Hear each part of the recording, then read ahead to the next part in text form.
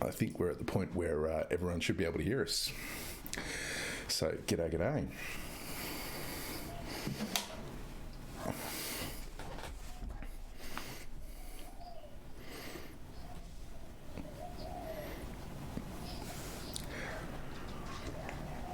Cheers, everyone. So, oh, you're muted. No, surely not. I know what's happening here. Let me check. No, it's not. It's for some reason I've worked it out. We should be right now. Well, what I said is that, I just went and brewed myself a nice cup of tea before joining. I know you brewed a coffee, so cheers to a wonderful episode of MateChat here. Yeah, I think we should be sorted to be able to have everything going if I can get rid of the Windows sounds for everyone. But yes, cheers everyone. Hope you got a beverage of choice. The Windows sounds, you know what my favorite strategy to get rid of the Windows sounds is? Yep. To open the volume mixer and go to where it says system sounds and hit mute. Yeah. That might have gone off while I was fixing something else that I've come back on in the last whatever. But here we are. We're sorted. So I guess normally the way I like to start these kind of things off is by talking about what's been going on across the elite for the last month or so. But there's also this shiny new podcast, if you've heard about it yet, Past the Runway, PTR. So they're talking about a lot of this business. So we don't need to spend too much time talking about these kind of things. But in the last kind of month, is there anything that's stood out in terms of elite happenings for you? Well, you're right. Obviously I gotta say I haven't listened to the Past the Runway. I listened to maybe a couple minutes of the first episode, and that's about it. It's just obviously I wish the guys the best, and they're doing a great job with it. But there's just so much content out there in the world. It's tough to fight for time and space. It can be tough.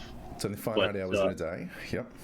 Exactly, and I find myself, it's also one of those things where it's like, I follow the community, I know what's up, and so it's kind of like, it'd be cool to hear their perspective on it. I bet you it's a great listen. I bet you I would listen and be cool. But yeah, I just haven't got around to it yet. So sorry, Fletcher and Polly. That's who does it, right? Polly. It is. Polly You're correct. Yeah, it's the yellow crew. Yeah. So hopefully one day I can get around to listening, and I wish them the best. I guess the biggest sort of recent thing is the Rutsu 154, pretty insane. Damn 154.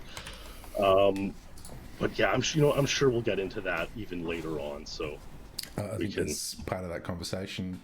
The other one that's kind of stood out for me in the last month is obviously JD 102. So on investigation, it's been sitting there waiting for somebody to get it ever since the Zooms were discovered. So I gotta say big props to JD, because there is some conversation historically over when a new player comes in and is rising up the rankings, are they going to just get the 95 points, 97 points on every level, or are they going to push some levels and go for untied world records? And I think JD certainly has shown himself to be one of the guys who pushes for untitled records, and he has my great respect for that. Very impressive stuff. 2 untieds in the past 2 months between GoldenEye and Perfect Dark. I mean, that's the 102 is a bit of a white whale for him too. He'd been working on that for I think more than 12 months. Yeah. So that's pretty legit. That's good stuff. There was a great skit in I think it was Century Club, the first tour that he was a part of, where he had 102 pace to the Zoom, and then it was a fake out for Dual 9. Those fake outs. So see, one day I want to do, I obviously have a million ideas for hordes and whatnot, and maybe we'll get into that later on. But one idea I want to do is like a reverse fake out, where say a song plays and you might get a decent record, but not something too insane. Say something like, maybe I were to get Bunker 101, something like that, maybe even a little bit of a lower tier of a record. But then the song keeps playing, and there's like 4 or 5 more insane Untides just crushed into this one song, and no one would be expecting it. It would be pretty cool. Jono did something a little bit like that with, was it Silo 109, I think, and then it was one of the Capaps, and then there was obviously potential in that, and kept grinding for the 108. So well, the 108 was Capap 3. I remember that. I remember that because it was. I did the speed lore like a month before the release of Capap. First Silo Secret Agent, never expecting that he would get tie the record on it, right? So I imagine it was a little bit bittersweet knowing he had the record, but it wasn't able to feature in speed lore because he was porting it for Capap. Capap's probably, I don't know, is Capap more fun than being in lore? I have to ask Jono what he thinks there. Well, ideally, you'd want to maybe get both, right? You'd hope that you could hoard, and then the lore would come out afterwards. If you time it right, that's how you can get it to work, yeah. Yeah. And I guess the other big one in the last month or so is Alu Airbase 111. Like, it's, I don't know, Alu's just, well, I'm sure was something we'll probably talk about a little bit later, but he's just, full beast mode and still is after however many years. It's cool to see him continue to get Untides. It looks like he got an Untide last year in Perfect Dark, and he's been in a bit of a drought in GoldenEye as far as Untides go, but he's still doing it in Perfect Dark, so that's pretty legit. Still got it all happening there. And probably on my radar, the most notable world record outside of that is Zella tying the Escape 308. Definitely notable, and look, Zella's a cool guy. I hope he gets 310 Perfect Agent. That'd be pretty cool to see, and even much lower is possible. So maybe he's going to go out and bust a 309 or something like that. So that'd be pretty cool. Who knows? So, I guess you're in the unenviable position where you're a little bit more public than other people that I've talked to before in MateChat. Unenviable is maybe a perception thing. Maybe some people would like that, but I guess that means that I can be a little bit harder in some of the questions that I ask you than some of these other people. So, look, I know that you've already apologised for some of the things that have been said previously, and I'm not asking you to repeat any of that or anything like that, but what I'm interested in hearing about from you is how do you kind of, the things that became public at the end of kind of 2018 there, there's been a distinct change in the type of content that you've got coming out between then and now. So what are the kinds of things that you had to do as a person to be able to take a step away or beyond that? Like, how do you even make that initial step, and then how do you keep going? Well, it's a great question, and I mean, I'm sure we could talk for 2 hours about it, honestly, but we'll talk for a bit and see where the conversation goes. But I mean, like, one of the first things is if you're going down a bad road in life, most of the time you know that what you're not headed in the best place, right? And I'm sure a more clear example might be someone who's maybe into drug abuse or something. Like, they know they're going down the bad path, and it can be hard to want to get off that train. For me, with saying all sorts of real crazy and offensive and ridiculous things, I sensed, even I would say about half a year earlier, that this was not a very good path for me. And I mentioned this particular story when I spoke about this for the first time publicly in January 2019. I remember a particular story where I got in a fight with one particular speedrunner, a guy named Zem92. I made a comment in my Discord server at the time. I believe what happened is a small YouTube creator, Rush, included a clip of Zem raging in one of his videos, and Zem got really mad about it. And I wanted to come to the defense of Rush, another young, fledgling YouTube creator. And so I was like, oh, this guy sucks. I want to make a video about him. And then he screenshotted that post in Discord and put it on Twitter. And like, that really triggered me in a way, because I wasn't expecting that. Like, even though my Discord was completely public, anyone could go in anytime and see anything that was going on there, it felt as though I was like a place to have a conversation with, you know, a few dozen of my pals and guys like me, right? I kind of say my Discord at the time was like, wasn't something that was like a private place. It was maybe like when you have a conversation with friends at like a mall food court. Like, you know, you're in public, you know, anyone can listen in and hear you, but you're kind of expecting to kind of have a conversation between mates, right? And so that was the way I kind of treated things. No regard for anyone who might have been hurt or bothered by what was going on. And when I got in that spat with Zem, and I tweeted out something stupid like, you know, F this guy, I'm gonna make a video, what an idiot. Someone responded to that tweet and was like, look, Goose, like, I really enjoy your content, the videos you make, but stuff like this makes it really hard to keep following you and supporting you as a person. And like, that did really sit with me. Obviously it sits with me to this day, 2.5 years later. And there were many points before and after that, but like that one in particular sits with me. So I'm like, it's like, I have to make a change. I have to move away from this bullshit, really. Obviously, it's easier said than done. Easier, you know, it's like, you can know it's hard to turn around and get yourself going that way. Over the next 6 months, I would unfollow some characters on Twitter who, you know, would just post rage bait every day. Look at this thing to get upset about. Look, you know, and so on. And I would delete old Reddit posts that I didn't feel represented who I wanted to be, what I want to put out there anymore. And some people, you know, would criticize me, so I'm hiding things and so on. It's like, I just want to move away from that, right? And obviously, you know, 6 months later, October, you know, November, it all blew up. And that's the point when, like, it's like, look, like this is it. Like, it's like, what now? It's like, I have to make a decision to completely stop with this bullshit. No exceptions.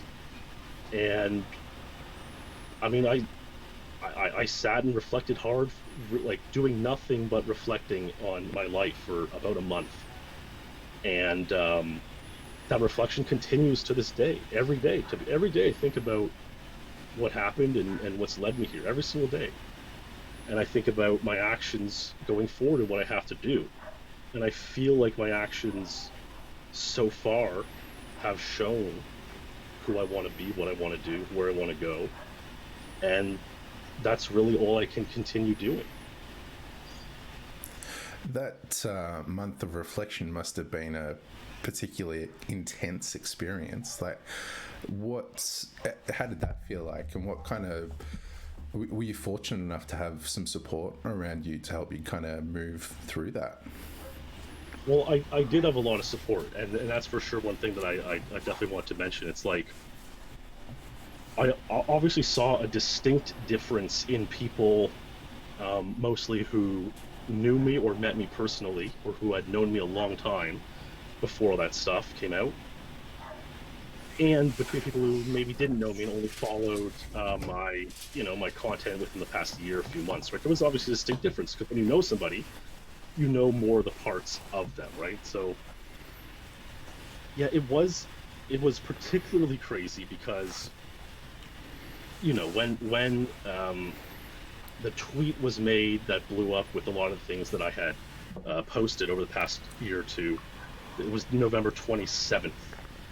Now, my family was going to go on a trip. They went on a trip to New York City on November 29th.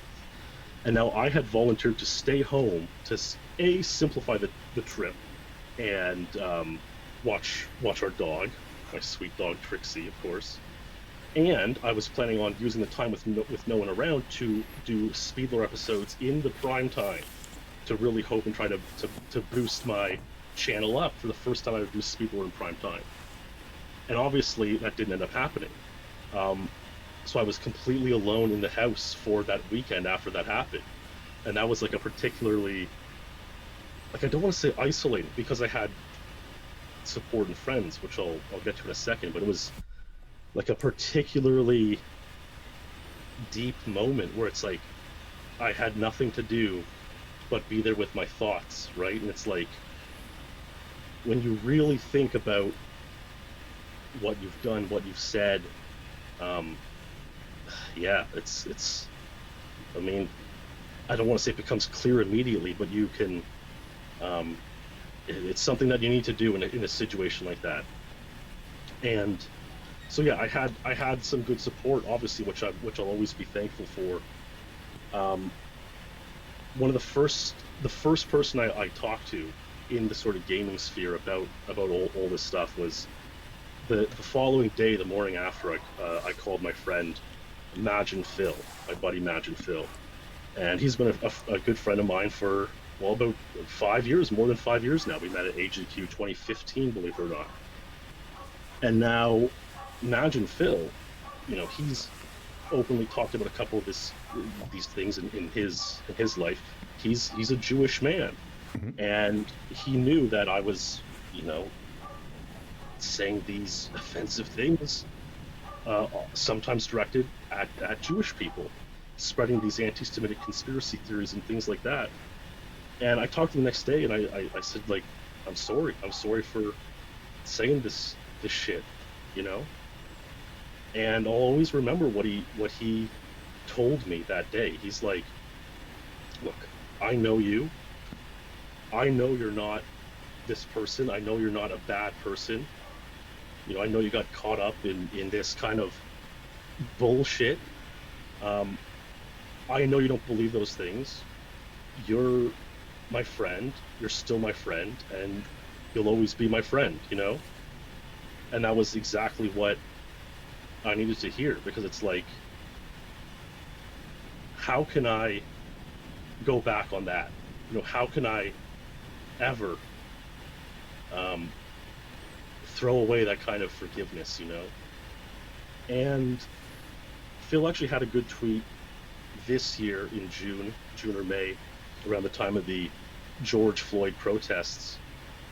Something along the lines of, like, look, when you meet a racist person, a counter-racist person, like, they're the least deserving person of respect, but you have to give that to them to break them out of it, you know? Yeah. And I tweeted a response saying, like, look, like, you're a real man. You live by these words, and I appreciate that. And yeah, that's something that'll always stay with me for sure. And knowing how to support, like, from someone like that, it obviously meant a lot. And yeah, you know, another guy who was there for me was our pal Ant Venom, you know, a very well known Minecraft YouTuber, and he, you know, obviously he's been around a very long time in YouTube and so on communities, like going on 10 years. He's seen it all. You know, he's been there for the rise and fall of many YouTubers and all sorts of insane drama, especially back in 2015-16. And he's like, same thing, like dude, you messed up. People might remember you for this forever, but if you keep going and you do well and you are kind, you know, maybe you can change that, you know. So that was, these kinds of messages are the ones that kept me going in that kind of time. And another person who you know, I'll never forget, they really helped me out a lot that time, kept me going, even though we're not on speaking terms these days, was Carl Jobst. You know, we would speak on Skype almost every day for the next few days after that. And I remember him telling me, like, the quote from Shawshank Redemption, um, at the very end, when Andy sends the letter to Red after he's gone out of prison, and he's found his letter out up in Maine or New Hampshire, and he's like, you've come far, you've come all this way. Hopefully you can come a little bit further, you know? And that was the quote that resonated with me for sure. And so there were a lot of people who were justifiably upset.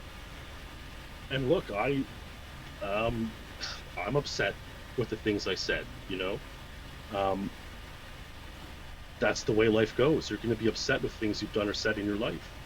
But there were a lot of people who saw the best in me and wanted to see the best in me and believed in me. And that's what pushed me forward, knowing that what I had to do, and it's a continuing process that I continue to do every day. So it sounds like something that really helped you move forward was people just expecting you to be a better version of yourself rather than you needing to fully create that yourself, like, or just to be the version of you that they knew rather than I don't know, is it some kind of stream persona that you'd created? I think they're like, you know, I made a recent post on the forum about a month ago talking about, you know, the allegory of the wolf, right?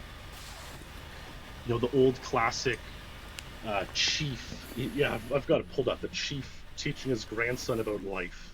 Yep. And the grandson says, you know, a fight's going on me. It's you know, between good and evil, you know, which one's gonna win? And the chief says, the one you feed, you know.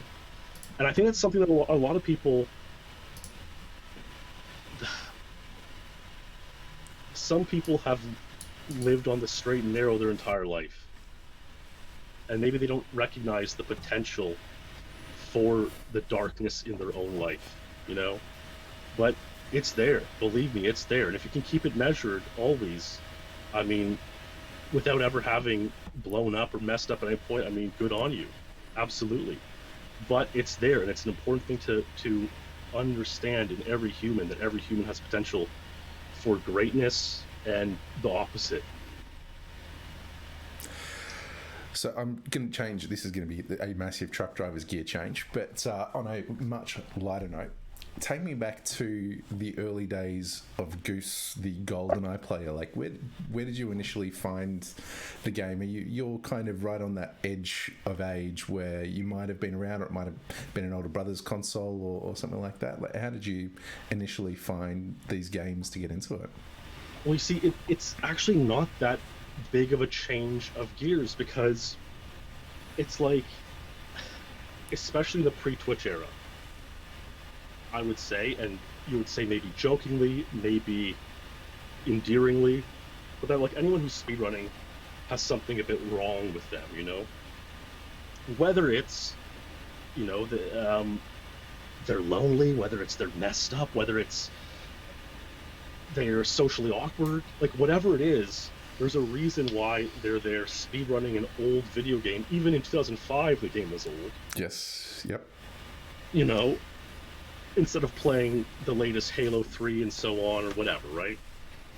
And especially guys like, look, there are a lot of guys we know now in the top 10 who've been in the top 10 in GoldenEye Perfect Dark. You know, some of them are, you know, we'll say a bit socially awkward guys. It's understandable why they've stuck with it the whole time. But there are other guys who you at first glance you might say, like, I wouldn't expect this guy to have been a speedrunner gamer for 15 years, you know, and obviously I would see myself as one of those guys. And so it's just like, you know, the struggles of growing up and feeling like sometimes you don't fit in. Yeah, I just remember, like, especially as like a teenager, feeling like so uncool all the time, you know? And like, maybe other, you know, I'm sure a lot of people can relate, but, you know, when I was like 15, everyone was going out and drinking, going to parties and starting to hook up and all that kind of stuff, and I was like, I just want to stay home and play Mario Golf or GoldenEye, right? And so really when I started playing GoldenEye in the Elite community, It was summer '05. I was 15, turning 16, and it was Canada Day, and I was hanging out with my cousin who came over, and obviously we had played video games growing up. He would, especially like when we were like 12, 10, he'd come over for lunch every day from school. Our grandmother would make us lunch, and we'd play video games, right? So he was just happened to be hanging out on Canada Day. I turned on that 64. We played a bit of GoldenEye, and I remembered the Elite from years ago, encountering the website online. And so I thought, like, look, I'm getting too old now. Like, I can't be playing video games anymore. I'm almost 16. I gotta, and so yeah, I was like, if I'm gonna game, I have to do something at least that feels like it matters a bit more. And so that's when I was like, I'm going to join the Elite community, and I'm going to submit my times and go from there. Probably I played for about 2 months without joining or talking to anybody, and then I think September '05 I submitted a times page, made a forum post. But the rest, I guess, is history. Do you remember some of the kind of times or levels that you were playing in those first month or two? I do. So if you were to look back at like my earliest records, I think my first one was Runway SA-23 in October '05, and these weren't recorded. I didn't have recording abilities back then.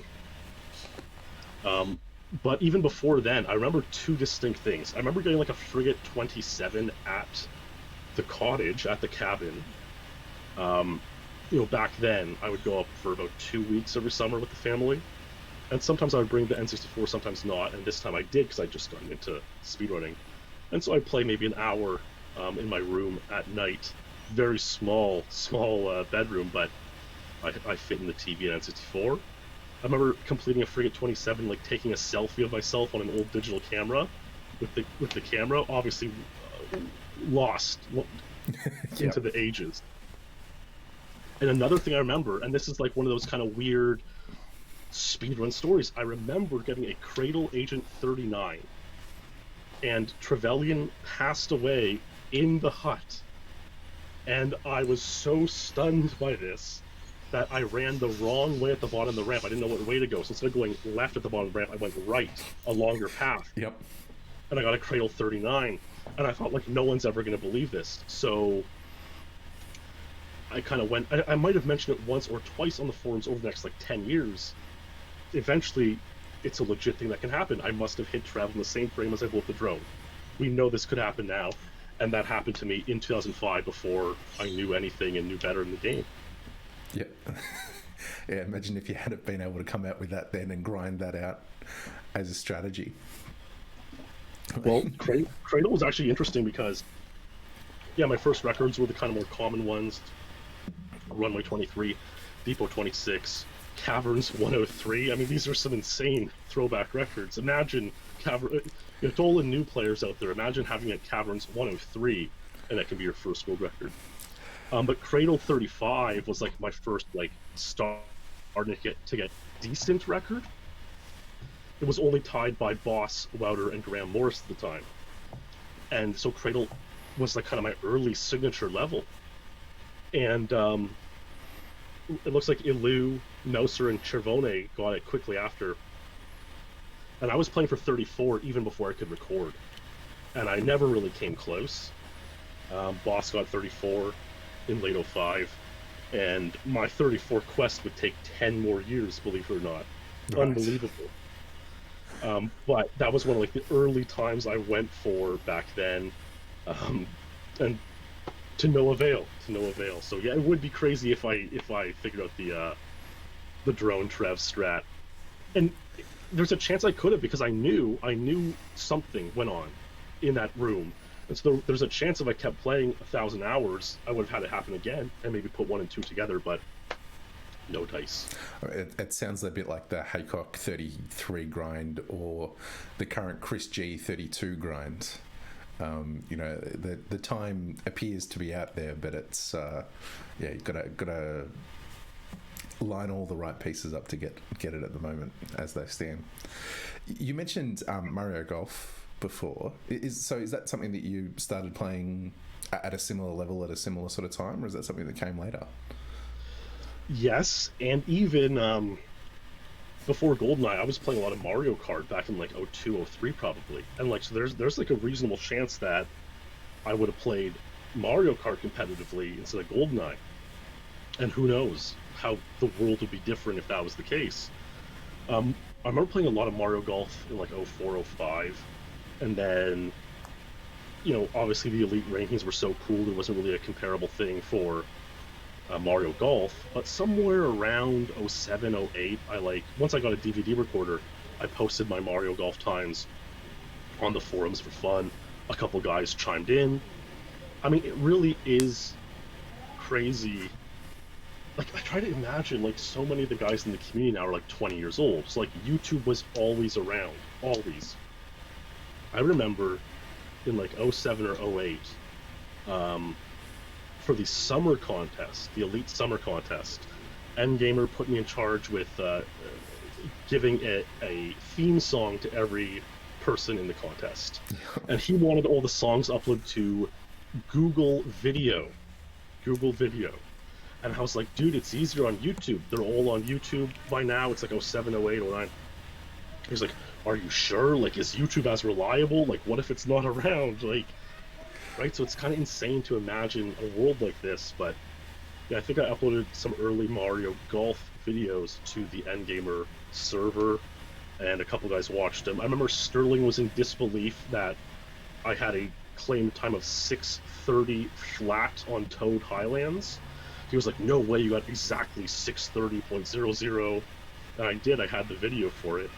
So those are the kind of early Mario Golf memories. Then I would bring it back up on stream in like 2013, 14, and other guys who were much more willing to dedicate a lot of time to the game have since obliterated most of my scores. But it's a fun game. So there's this kind of interim period, so there's you kind of break GoldenEye up into eras. You kind of talked about that through your laws and things like that. So the Twitch era is obviously really, I mean, day dot for that is Siglemic and his epic Mario 120 star grinds, right? So that is there in that kind of intervening period between like 2007 and 2013, almost like there's almost this like gap of things that are happening in there. So do you remember, what kind of memories do you have of that period? Honestly, not good ones, to be honest. '07, I started university, and like I'm sure many guys like myself, didn't go so well. I'm sure there's lots of guys out there who can relate to, you cruise through high school getting 85s, 90s, and then university, I just felt like I didn't fit in.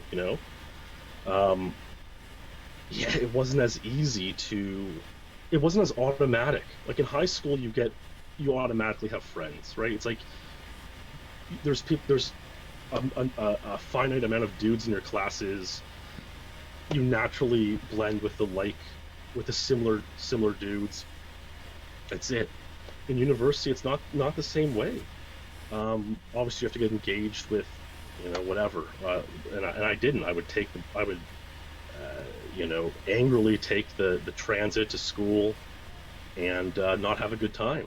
And I really don't remember I really don't remember that much about that time. But I remember that I was like depressed and pissed off enough to splice records in late '07. Yep. In a way, and I actually came across the post not that long ago. In a way, I wanted to get banned. Like I was like, I want to be banned from this community because that the hope was that since you're so addicted to speedrunning, that if you got banned, you would move on to fixing your life, getting your life in order. Obviously, it's probably not what would have happened. And ultimately, the guys didn't ban me at that time for one reason or another.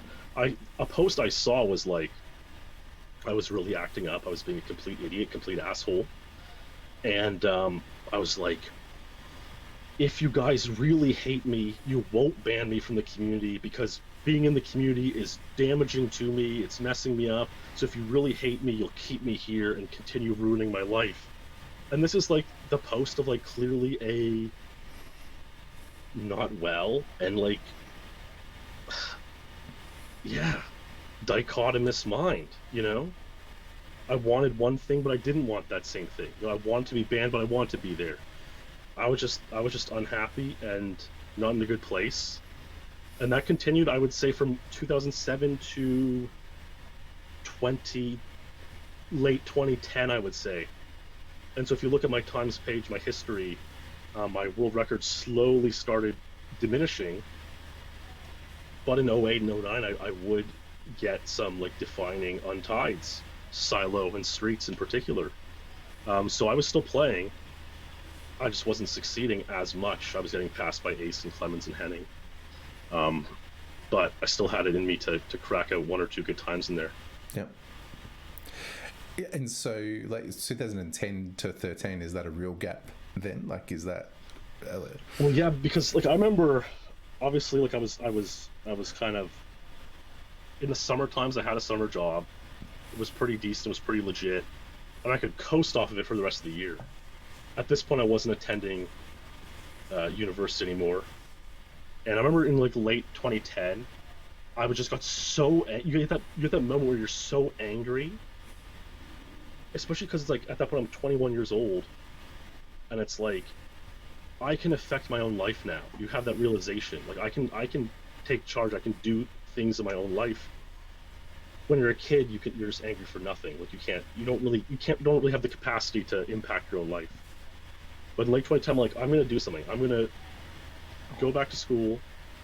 I'm going to get some dental work done. Like this is how fucked up I was back then, honestly.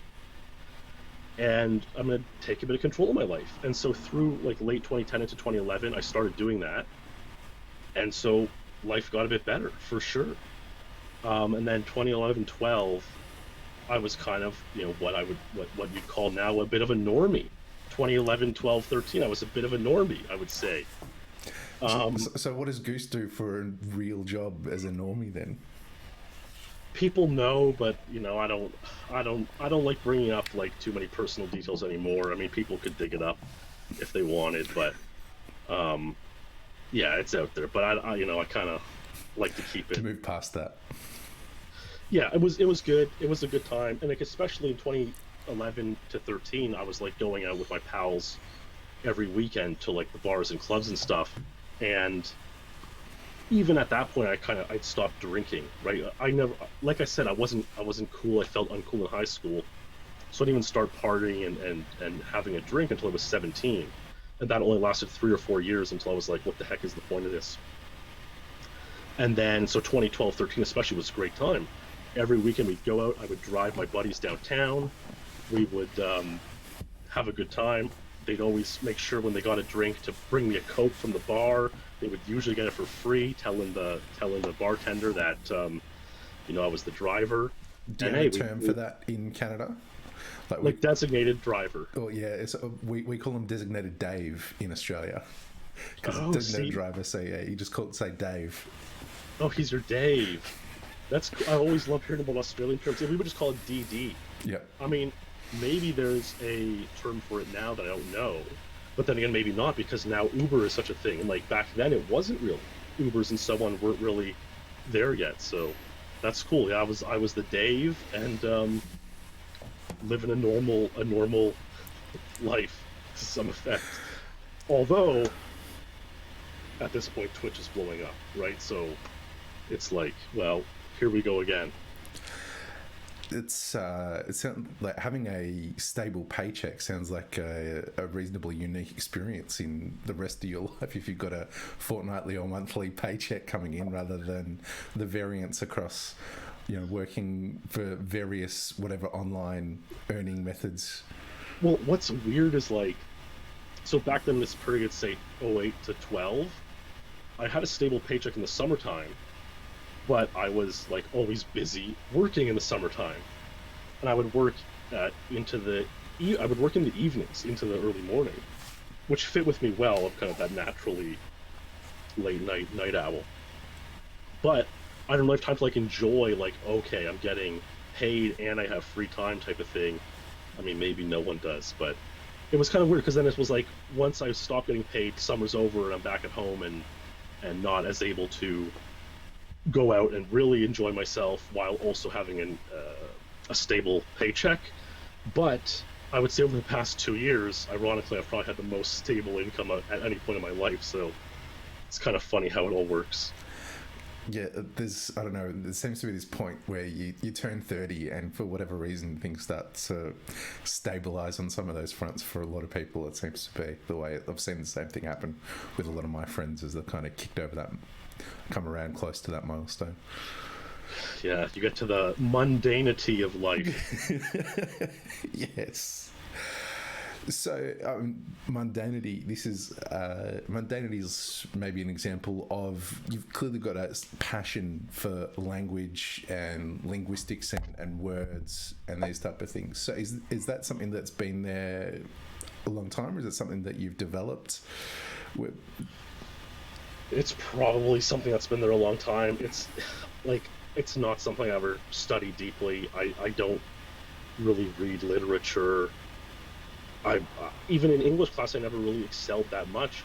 I guess it just comes from, like, how do I put it? I don't like necessarily.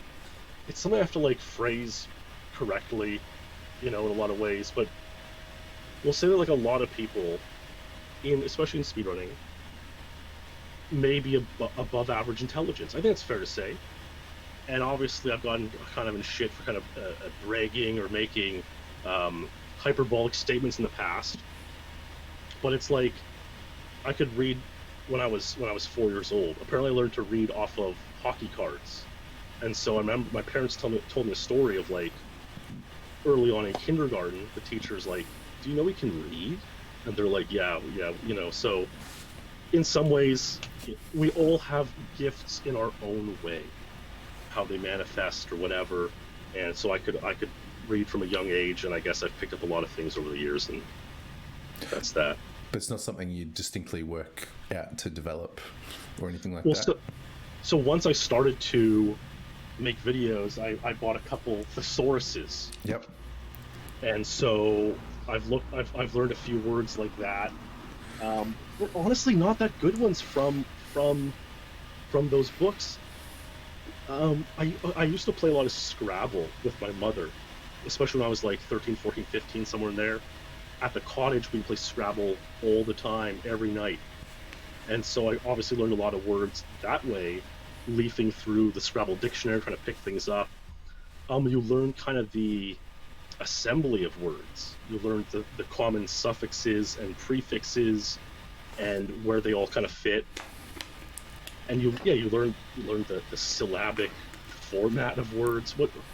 I don't even know like the proper word to describe these words, but yeah, I guess you just pick up things over the years. Yeah. And so hockey sounds like it's been a part of your life since you can remember. That's how you learned to read, right? I guess so. Yeah. Is this like what kind of interests you about hockey? It's not a game that I'm really familiar with, other than a really high level. Well, like maybe you are. Okay, I know you're a big F1 fan, right? So it's like, I guess F1 in is the F1 Australia race in Melbourne? Yes, it is. And that's where you are. Yep. So it's like the natural association of like you grew up with that big race around you, the first race of the F1 season. It's a big deal. It's a kind of a natural way. And so for hockey, as a Canadian, it's it. You're going to grow up and play hockey, Obviously, I grew up in the city of Toronto, a long and storied and somewhat cursed history with hockey over the past 50 plus years. And so, yeah, that's all there is to it. It's like I was kind of born into it. I didn't really have a choice, Yeah. Not every young man plays hockey, and especially here.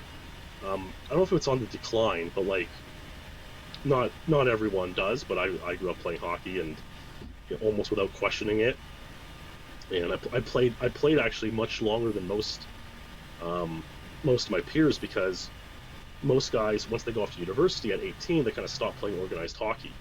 They might play intramural in university and whatnot, but I played 3 more years because I was still in town until I kind of aged out, and then there's these men's leagues, but they're really just an excuse for people to go and get drunk and get away from their girlfriends and wives for a couple hours.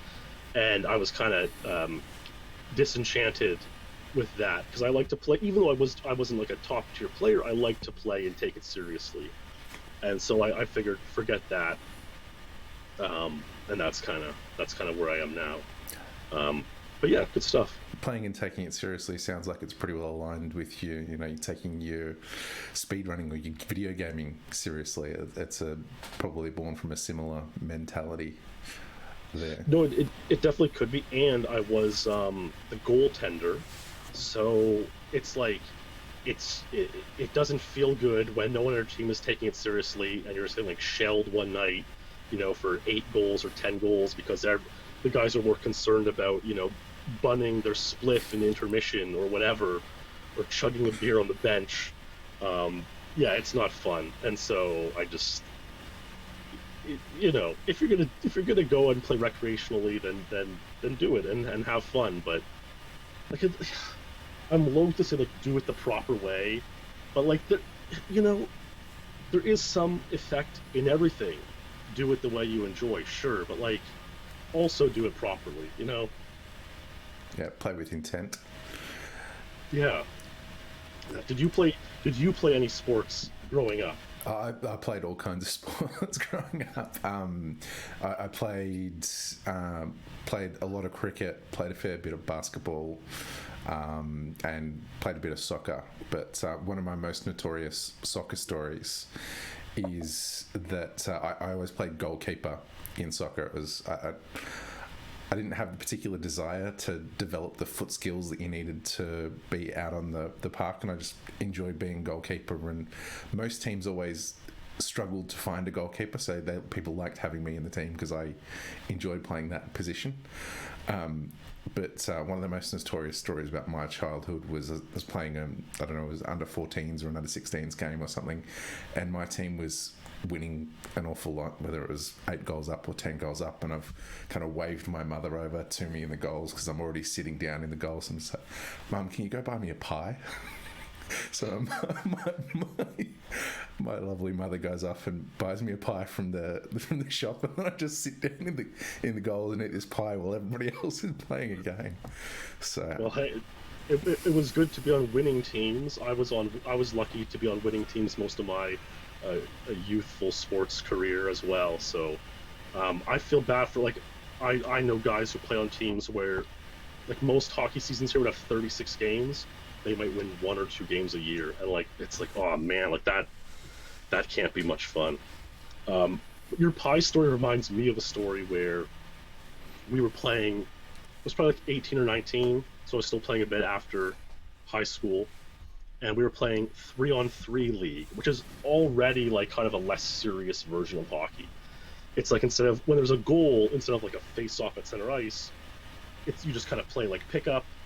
You just keep rolling with it. There's a goal. Okay, we keep playing. What's a regular hockey team size? Is it 5 or 6? 5-on-5 plus the goalie, so 6-on-6. So 3-on-3 is actually 4-on-4, including the goalie. And so it's like, we're 19 or 20, and we had like a really early game, like 8:30 in the morning on Saturday or something like that, right? Like obviously brutal at that age to get to. And so I went to the vending machine to try to get a Coca-Cola before this game, to try to get some energy. And somehow, unbelievably, I put the $2 in, and it gave me 3 bottles of Coke.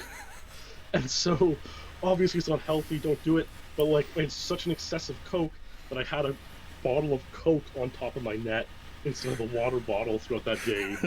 And it was the term you use in hockey. Maybe you guys have an Australian term for similar. When something is like a ridiculous, it's become a farce, it's a joke, it's silly, we call it a gong show. A gong show?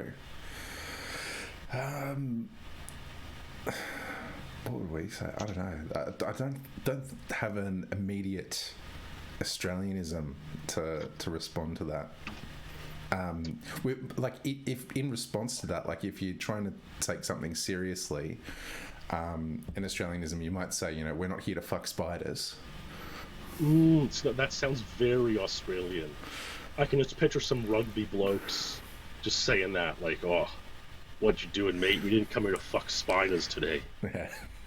You know, I can see. So that would be a response to like a leader who is upset at his team engaging in a gong show.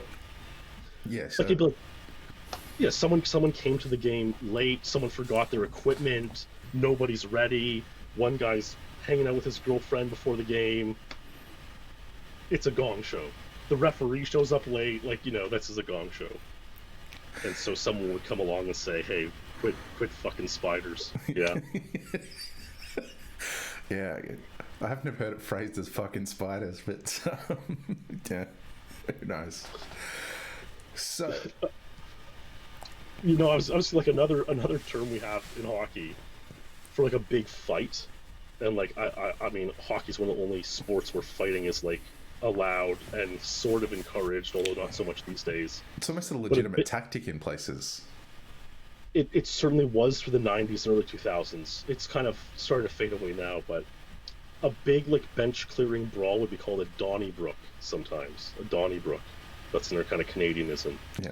And then a really epic game, a really close game, well played, back and forth, you would call it a barn burner. Because the venue you'd play in, often the old rink would be an old barn, and so you're metaphorically burning the barn down. It's a barn burner. Competition, yeah. So I guess you've also talked about tennis and things like that. Are you a sports fan generally, or? So I've never played tennis, believe it or not. I would say, see, sports, yeah, everything is tied together. Everything is tied together in your life. When I was like 18, 19, 20, I was like really becoming a big sports fan. Eventually, later on, I would kind of become, as I got older, I would kind of become disenfranchised with being a sports fan, because I was like, what's the point? What's the point of like getting excited and cheering for a team and investing so much in it? It's not having, I don't have any effect on it. What am I doing?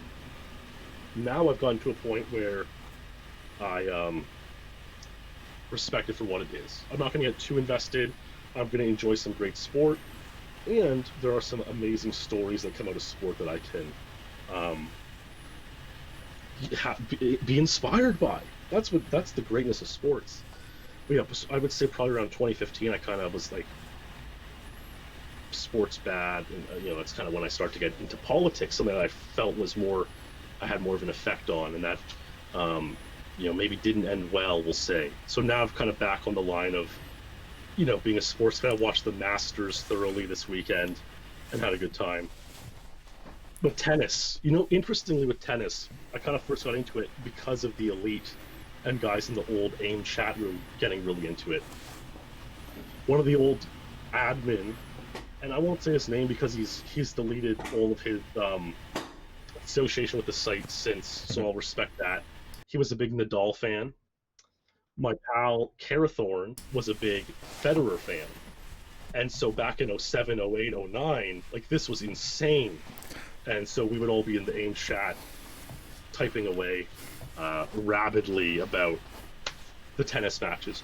One of the first ones I remember that was insane to watch, you'll probably remember it, was the Nadal-Verdasco semi-final in 2009 Australian Open. Right. Is that one of the ones that went to 5 sets and then kept going?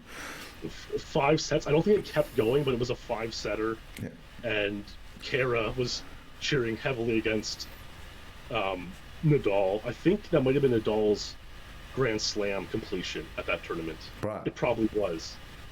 He might have needed a US Open still, actually, but like it would have been his first hard court major, so it was significant that way. Yeah. So he was heavily cheering against Nadal, and we were calling him Noob Nadal, which is obviously not correct. He's far from a noob. So yeah, a lot of sports has amazing stories. So now I've kind of thankfully gotten back into sports and find myself enjoying these again. I think using sports as context for speedrunning, it's quite interesting. You talk about storytelling, right? So speedrunning in many respects is still at like the dial-up telephone stage, whereas professional sports like hockey and tennis and golf in particular, are well into their smartphone stage of development. So how do you what do you see stories developing, and how do you tell those? Because I guess effectively your job these days is telling some of those stories. What are there any that are interesting? What are the ones that are kind of standing out to you? Well, so early on in speedrunning, I would get kind of frustrated because it didn't like translate that well to sports, because there was no like clearly identifiable number one speed game, we'll say. Like there was, like, people didn't view it as seriously as I had been hoping they would view it. Right? It's like someone would get an amazing 120-star record, and people were like, oh, like world records doesn't matter, world record culture toxic, who cares about world records? And it's like, bro, these are cool stories. Like, let's not lose sight of that. And I've kind of like, I always kind of envisioned, certainly like in 2012-13, like, would there be a way to kind of compile or rank all speedrunners across various games and so on? And like, there's not really. And so now I kind of take it as it is, and like each story is its own story. Like, there's no need to interconnect what's just, oh wow, look at all these speedruns going on in Mario and Zelda and whatever. I mean, one moment when it really hit me this year was when I made a video about Bix's Train 00213, and like, this is a video that got 100,000 views, and it's like, if I can make a video that is that interesting to that many people about like a 5th place time from 2006, then it doesn't matter. Like, a story's a story, and that's all it comes down to. Yeah, it's definitely got to be about stories. Is there anyone like out there across any of the kind of mediums where you're consuming where you think that they're doing a really good job of telling their story? Like, you mean in speedrunning and sports, or across anything? Yeah. Okay, there's this really cool channel. I was going to post this in the YouTube topic on the forums. I think it's called Cult Tennis. And this guy has like 20,000 subscribers right now. He made a video. He makes videos about like tennis stories and tennis matches, similar to like the kind of stuff I make about speedrunning. And one of his craziest videos, because it's before my time of watching tennis, was the story about the Coria versus Gaudio French Open final, I believe 2003. This guy, I believe it was Coria, was like ranked 3rd in the world. He was like the up-and-coming king of clay. And he completely, look it up, it's insane. It's absolutely insane story. Maybe I'll post the video on the 2004 French Open final. Yeah, 4 French Open. I'll post the video on the forum after our chat, because it's a good one. And so sometimes it's unfortunate that sports has such a heavy copyright intellectual properties. Yeah. Because if people could freely use sports clips and so on, there are some insane sports stories that like deserve to be told in the YouTube format, and it's just not practical to do so. Yeah, I've never really wanted to invest the time to do it, but I've thought about all of the opportunities to tell a Formula One story that's been glossed over or anything like that. But Formula One are notorious for striking down any of their footage. Just gets copyright struck. Either the video's gone or the footage is, yeah. It actually reminded me, because there's all this Twitch DMCA stuff going on now. People are getting strikes for years-old streams. It reminded me, maybe it's a bit hopeful too, because obviously the YouTube system is better now. But back in 2010, when they first started like rolling out this automatic DCMA detection, I remember hearing stories about people who had videos of white noise on their TV, like static TV noise, got copy strike by Formula One because it detected it as sounds from the race. Yeah, I wouldn't be surprised. Yeah, it's a little bit ridiculous the levels that they went to.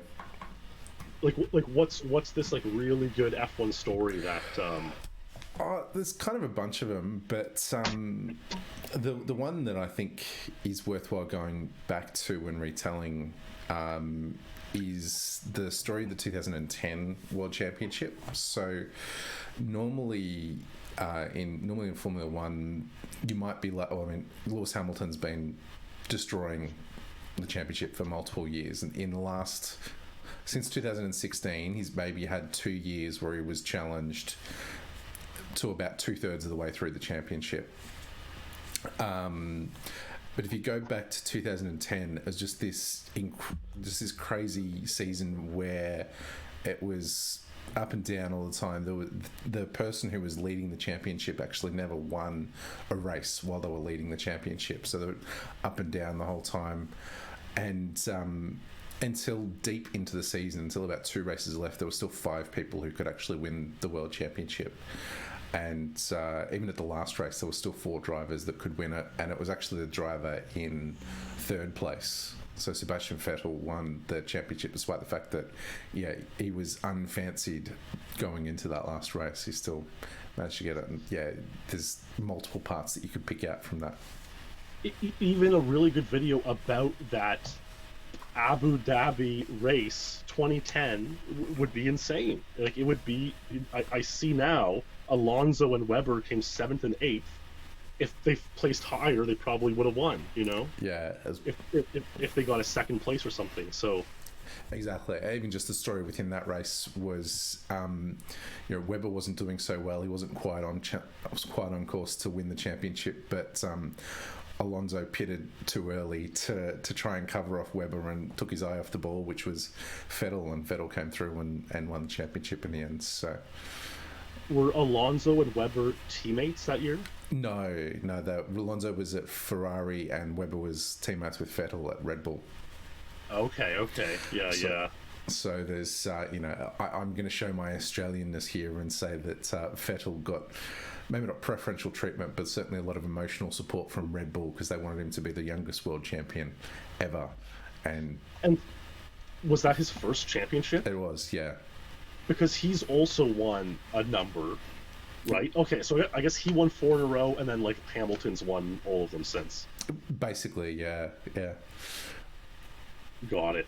Yeah, no, I mean, it's impressive, Vettel. It's very impressive. It is crazy stuff. I just... Yeah, I mean, F1 is insane. It is a shame how they strike down the stories on YouTube. I guess they don't... I wonder if you would get more younger fans into it if they were more lenient. They're developing it not through YouTube, but through... there's a Netflix series called Drive to Survive, which is probably trying to achieve the same goal. But, I think the largest F1 YouTuber, at least that I've aware of and follow, you never know what you don't know, but there's a guy called Chain Bear that does animations, and so, like, his animations are completely his own work, so he's not using footage, so he can get away with it. Yeah, and it obviously makes it a lot more work, and that is why stories about video games are easier, because you have the source footage, and, like, even there is obviously ongoing debate as to who owns the footage. Does anyone have a legal claim to the footage? So it obviously makes it a lot easier. If I don't know what to show, I can just show a random speed run. Like, that's kind of the beauty of it, so... Go and play the video game and record your own, yourself playing it. Exactly. Or even it's like, here's like a 30-second kind of diatribe. I don't really have anything good to show. I'll just show a damn 00 run. That's kind of interesting. Like, it's that easy, which is nice. Jumping back on your kind of speedrunning GoldenEye career, so coming into 2013, start streaming, is that just a direct response to the whole Siglemic thing blowing up, or was there anything else driving that for you? Mostly, I kind of want to move on from what I had been doing to that point.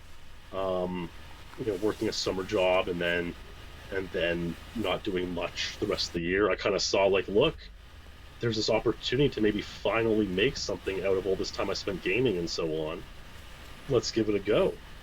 And that's mostly what it was. If people hadn't been making money on Twitch at that time, I don't know if I would have taken it seriously and really started streaming. You know, like that's the truth of it. And a lot of people start streaming for fun or whatever. You know, I was obviously watching Siglemic and Narcissa and these other streams that people are making a living, and I'm like, let's have a go. So is it immediately trying to make earn your money streaming? It wasn't just trying to share, you know, trying to show your GoldenEye play to the other elite players or people who wanted to watch that already? It was mostly like trying to get to the point where I could maybe make money doing it, trying to build stream and see where it would take me, I guess. Yeah. So obviously had to work pretty hard. I think is it Bunker 102? Is that what you did initially to build that stream? So this is very similar to Damn Double O Agent in 2017, but actually before Bunker 1, we would do full game races. The goal of that was to get 10 races so that your stream would appear on Speedruns Live. So I'd be like, we got a race. You go into the IRC bot. Oh my god. I just like cringe thinking about it. You type in .start, you do a race, you get your SRL, whatever, and then eventually you get your stream embedded on SRL. And SRL, people don't remember how big of a hub that was for speedrunning in 2012 and 13. It was the place to go. Like in speedrunning community, which was mostly just Twitter and people's Twitch chats. There was no Discord, there was no Reddit presence. That was it. Everyone just followed the SRL main page. So if you were on there, you were in business. And like, is it luck? Is it, you know, doing the right things? Obviously, streaming, I had a bit of a following from GoldenEye from personal bests over the years. I would instantly have 30 viewers immediately when I started in 2012, doing full game runs. You're on the front page of SRL, you're in the top 4 or 5 streams. It slowly starts stacking up more and more. So yeah, we kind of invented the 100% category for that reason, because I knew that like these viewers of other games watching Zelda and so on aren't going to be familiar with single level speedrunning. So let's do like full game runs, 100%, and that's mostly what we did through late 2012 into early 2013. And if you look at the world record progression topic of 100%, you'll notice a lot of the runs were achieved in that time. One of my favorite meme categories of all is low percent. I've always wanted to do a run of low percent. So eventually what happened was Ace would make it so I couldn't get the world record. I would want to stream something to say world record attempts in the title to attract more viewers, and so I would make up these dumb categories to get the world record in. And so like all 60 was clearly one of these, but like I don't have the patience for an all 60 run. That's like meaningless. So that was like whatever. I did 1 or 2 runs of it, and then low percent was like the funny meme one. Yeah, good stuff. Is there any other categories that you thought about that never did a run of? I actually did a couple runs of agent enemy rockets, which is actually not a bad category. It's like it's almost no different than like an agent run. A couple of the levels are a bit hellish, like silo and facility, but like other than that, it's pretty. So it is very much a meme category in that way. Train is actually easy because the guards all pass each other away. So yeah, it's silly, and yeah, it was good times. And then I guess at some point in March or so, I was like, okay, I've had enough time messing around. I'm just gonna play. At that point, I probably had started maybe get 1,000 followers on Twitch. I started to have a little bit of my own base. I'm like, I'm going to do single level runs again. Similarly, I picked a level I was very bad at and went on this insane journey. Bunker 100. My PB was like 108 or 109. And over 2 months, it was really the first time anyone outside of the elite saw someone grinding hundreds of hours to cut off a couple seconds on a single level run. And so that was a bit of a novelty to a lot of people, and they joined the stream and watched it because of that. Is 102 at the time, is it DCRI or just DC Untied? This is the classic case of it being an Untied, and after struggling for 2 or 3 months, Ace comes along and cakes it after like a couple sessions. So that's exactly what happened. Yeah. It's a story I believe. Similarly, like I had choked it so much. I think I had 8 103 dupes, some with like Mist War. Like it was, I just get too nervous, like because when I'm playing for other people, there's that expectation that like I have to deliver to get that really exciting moment on stream, and it makes it so much more nerve-wracking for you, you know. And yeah, I couldn't deliver. And Ace beat me to it. I should have got 102 back then, and I didn't. And that's life. Wally's in chat, and he's right. The Samo all 60 attempts were some of my favourite streams of the last year or two. I never saw them, but I cannot imagine. I want Samo to come back. Well, he's the funny guy. He's a funny guy, you know. Obviously, you know, it's like, is he maybe a bit more edgy than some others? I think you could probably say that. Easily.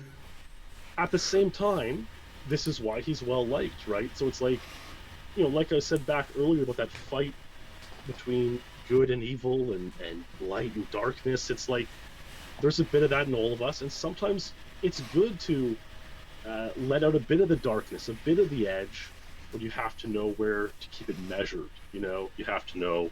And I think Samo would tread that line just fine, especially over the past couple of years, so he's a good bloke, and likewise, I hope he comes back and has a good time.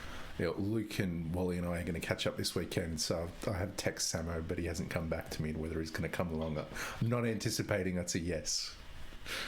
That's weird, man. It's like, so, okay, so you blokes are in the lovely town of Melbourne, that's right? They were close enough about, yeah.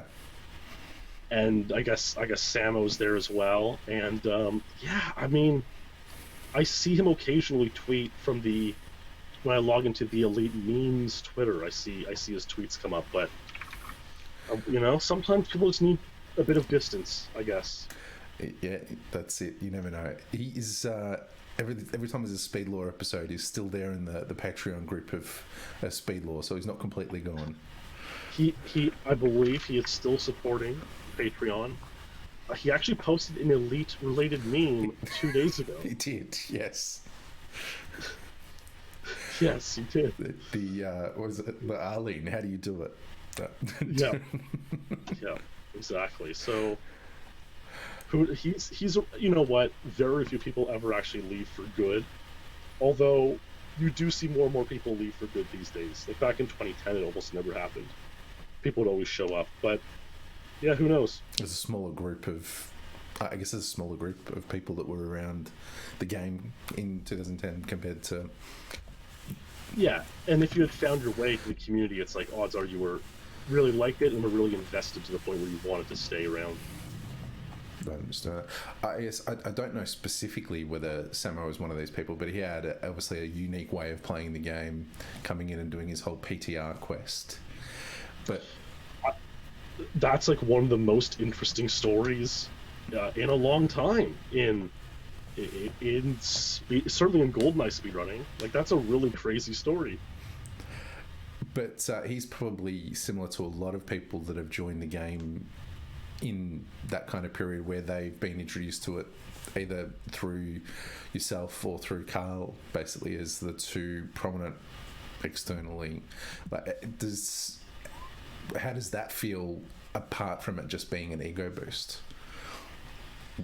Well, it's kind of a double-edged sword, because in one way, I'm happy that I can share something that I've obviously been passionate about, for better or worse, throughout, you know, most of my life at this point, half of my life. You know, it's pretty cool that I can have that effect on people and share my passion and inspire people to try themselves. At the same time, I know the dark side of speedrunning. I know how it can take over your life. I know how you can shirk other responsibilities to speedrun all the time, and sometimes I feel bad about it. I'll be honest.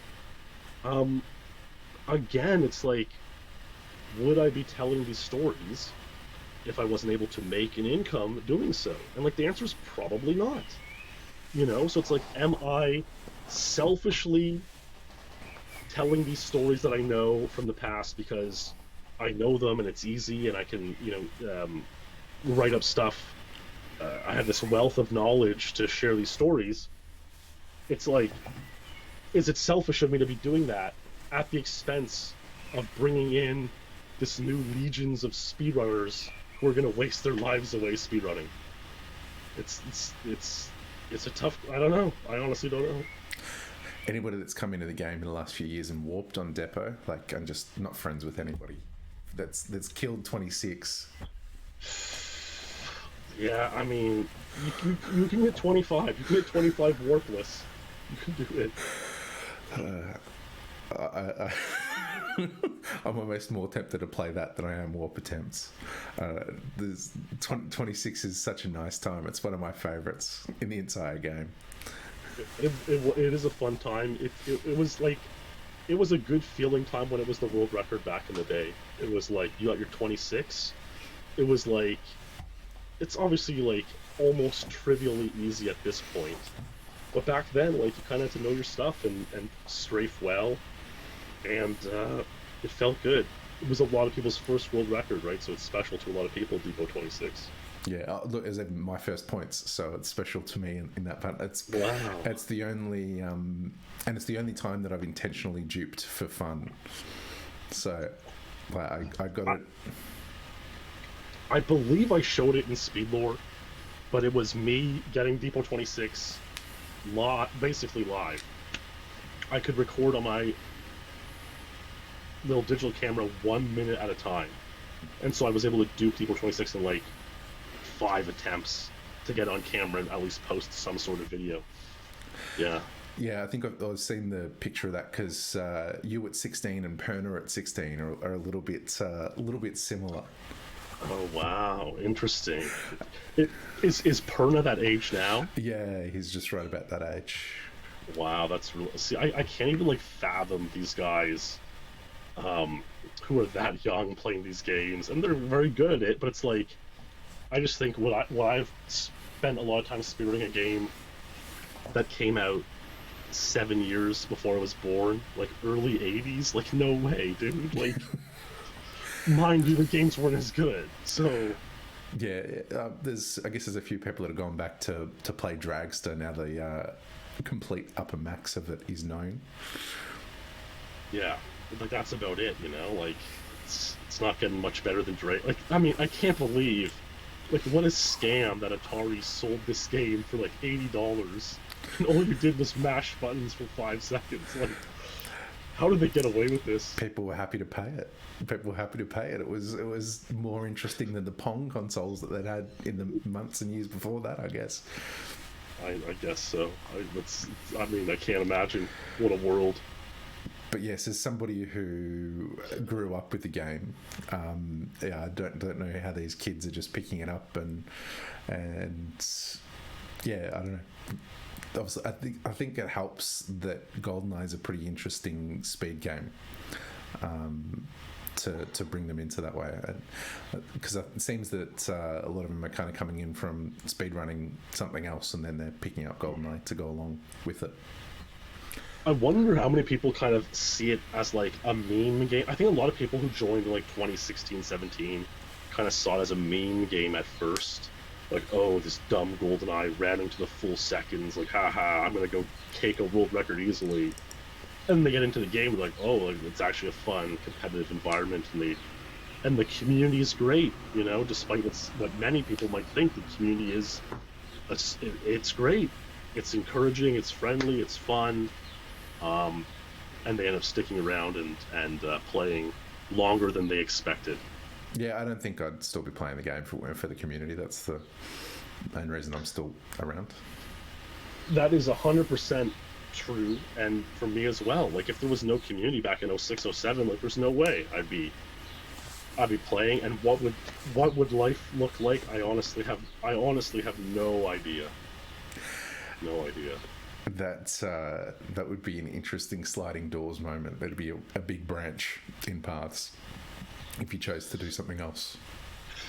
Yeah, it almost makes me wonder. Like, yeah, I do think a lot about like destiny versus like randomness, kind of, and it's like sometimes I feel like nothing, it can't be explained any other way than destiny. I guess it's like I was ordained to be here in this moment doing this. I don't know.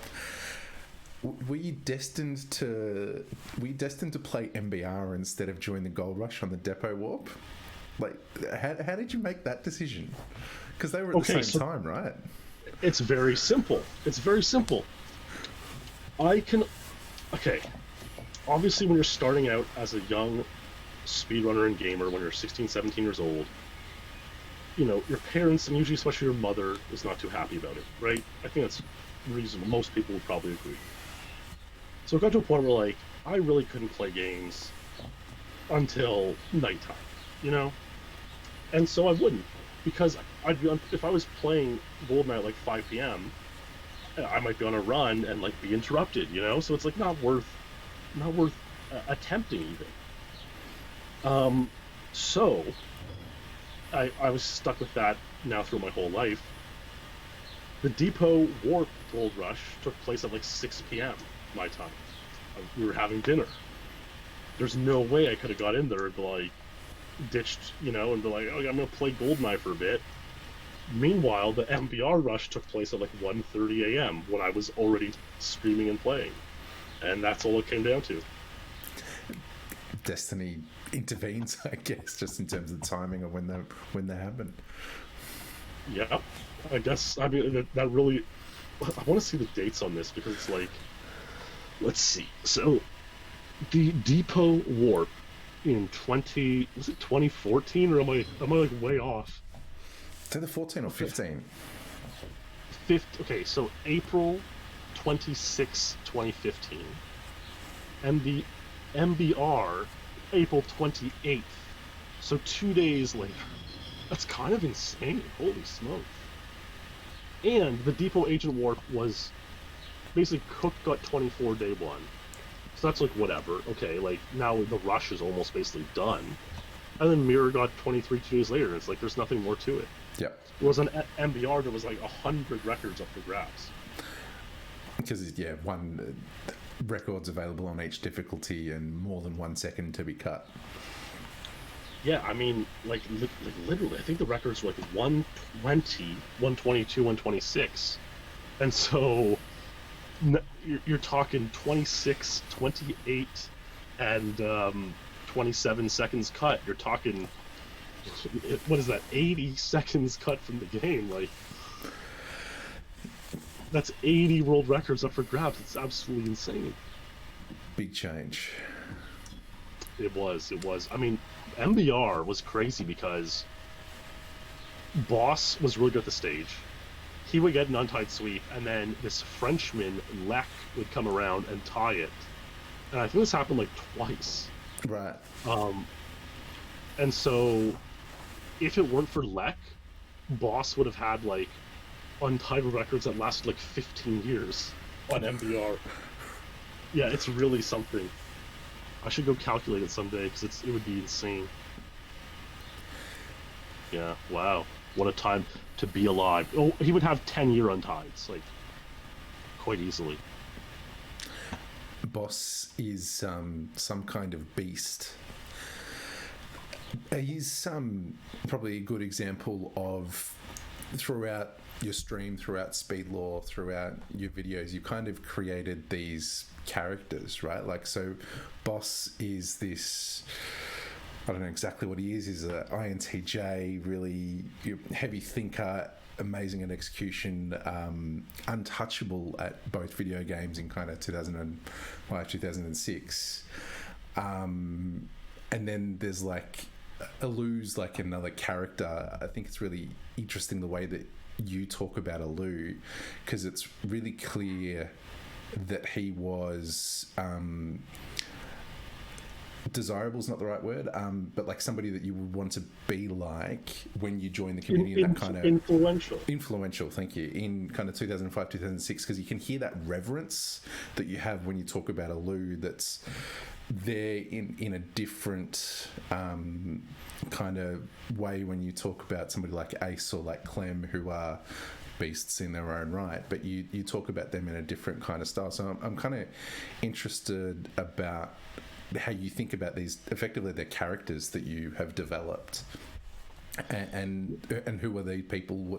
Do you consciously develop them, or is that just how you kind of tell the story? I definitely did in the first couple years of Speed Lore. Nowadays, I kind of am always thinking like, how much do I reveal, you know? Because the internet in like 06, 07, 08 was a very, very different time and place, right? So it's like sometimes I'm like, should I tell this story? Should I show this video? And I do kind of consciously think like, how much do these guys want out there from themselves? And I guess it's not something I've really ever asked these guys too much. I have probably asked Ace or Boss a few times, like, you know, should I tell this part of the story or whatever? But yeah, I mean, especially with the Lou, like the Aztec Speed Lore episodes, like, I obviously the first a few episodes, people really enjoyed it, but the Aztec ones are the ones I think kind of signify, like, okay, like, I gotta do the whole series, you know? I did 3 or 4 episodes, I could have gone away, I could have stopped, but the Aztec episodes are like, people really loved those, and so it's like, okay, let's do it, let's do the whole thing. And they're insane, like, it's beyond words, really, what you can say about, especially because, like, you can tell he's in a messed up place in his life at that time, and obviously it's something I could relate to deeply at that time, and it really spoke to me. Ace obviously doesn't have the same breadth of videos and, you know, crazy stories. I mean, he does in a different way. Yeah, I guess the thing with the Lou is, like, it's all, even though he might have been going through a hard time back then, it's all positive because we can look back fondly upon it.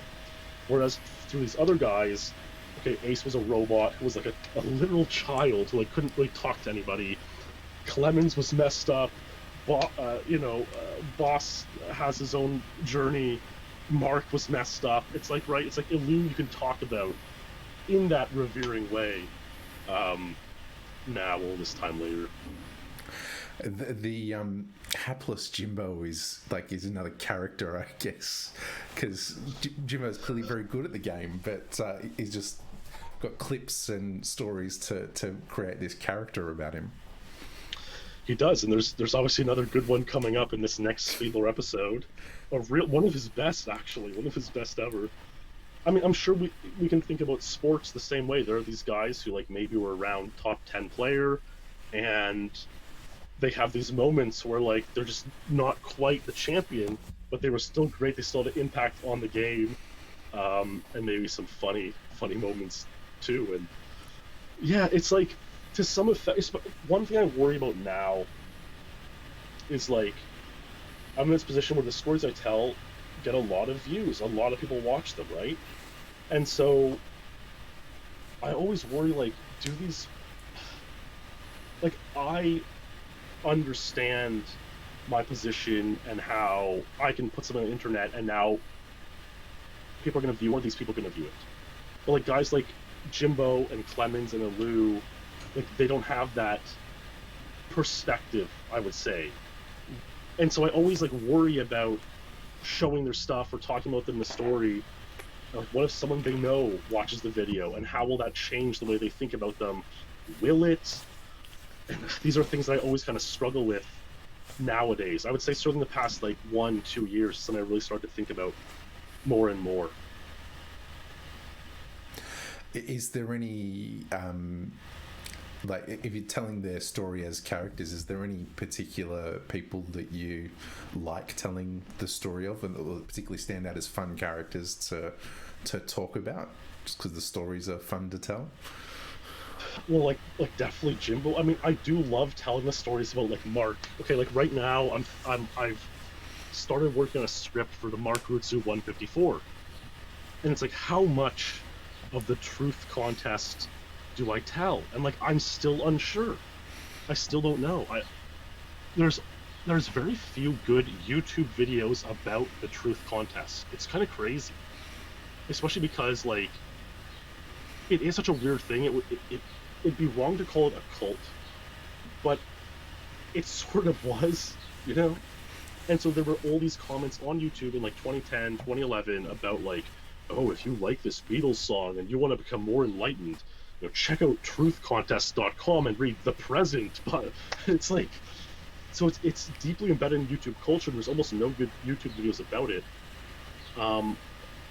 There's one decent one, and I was looking at the comments, and like there's a couple guys who are like, yeah, I got into this shit when I was like 16 or whatever, and it was like kind of embarrassing. And it's like, is that the angle I kind of present about the, like, do I mention that at all? And like, I just don't know where to go with the story, you know? It seems like Mark is doing fine regardless, even though I've obviously told a lot of stories about him in the past. But it is something that I think about a lot now, yeah. I'm something that I guess you're never really going to know, but I'm feeling like almost like Mark might be the most caricatured of any elite person. Like there's kind of the Mark, the insane ultra villain of GoldenEye, where he's a terrible degenerate that never does his dishes and all these kind of things, and gets insane world records as the reverse of that. Like the Robert Johnson style music sold his soul to the devil to be able to be the best blues man of all time. You know, as the story goes, you know, it's like do I format the story that way in this video? Like, is this 154 some act of great redemption? Like he's redeemed his entire life. I'll actually show you. Let's see if I can upload a thumbnail version that I made last night or the night before. I'll see if I could grab this. And it's like, it's him reacting in the with his Silo 59 reaction. Yep.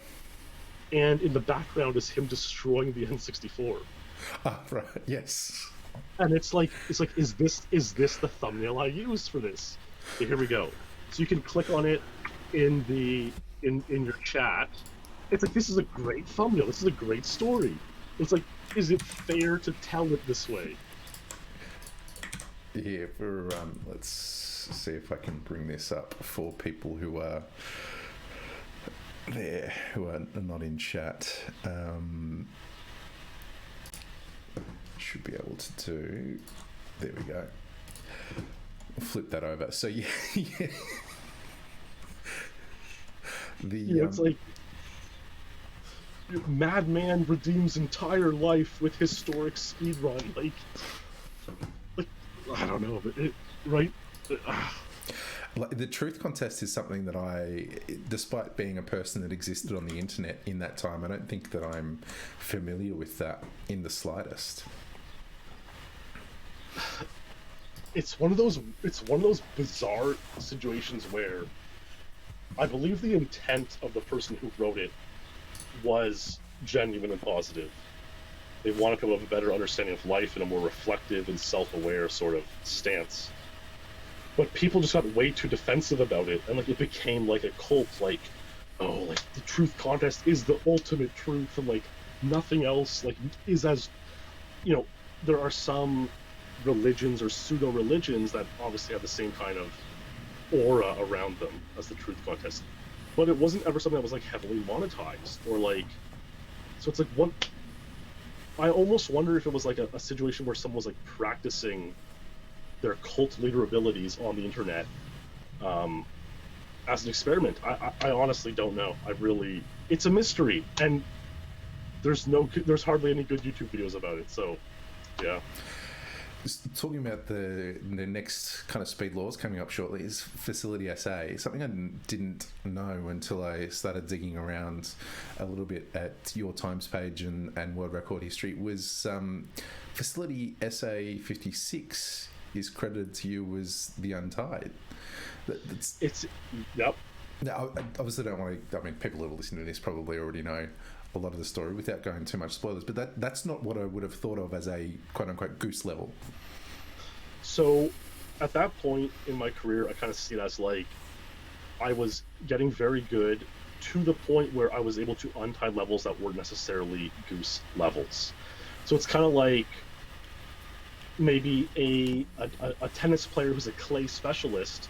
There's a point in their career, a couple years there, where they're really, really good and they're winning hardcore tournaments, even though they wouldn't have won them, in the previous years or the subsequent years. So that was kind of my version of that. I got Facility SA56, I got Caverns SA122, and I'm not sure if there was much else, honestly. Those might just be the two Untieds from that era of that type. And 1.1 time, I'm guessing? Oh yeah, 1.1.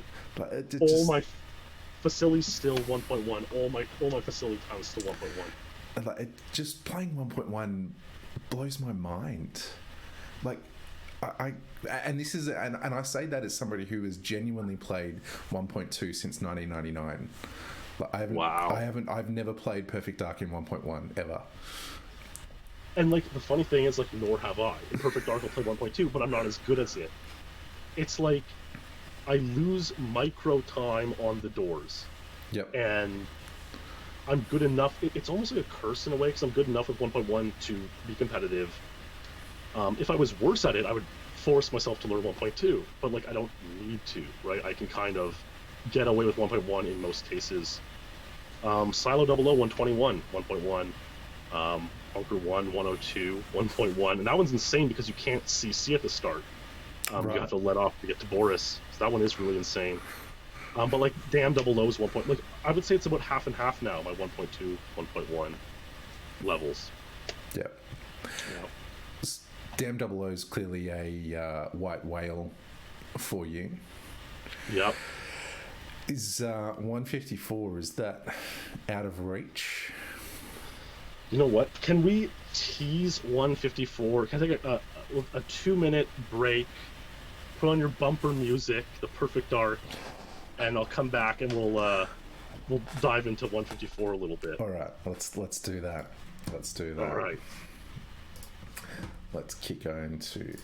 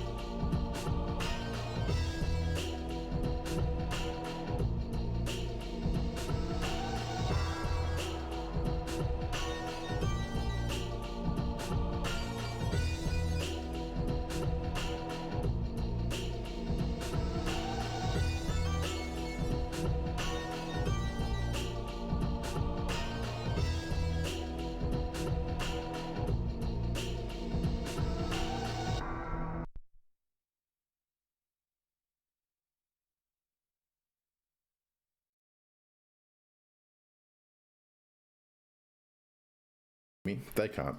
Now everybody can hear us. We're golden. We're golden. We're back.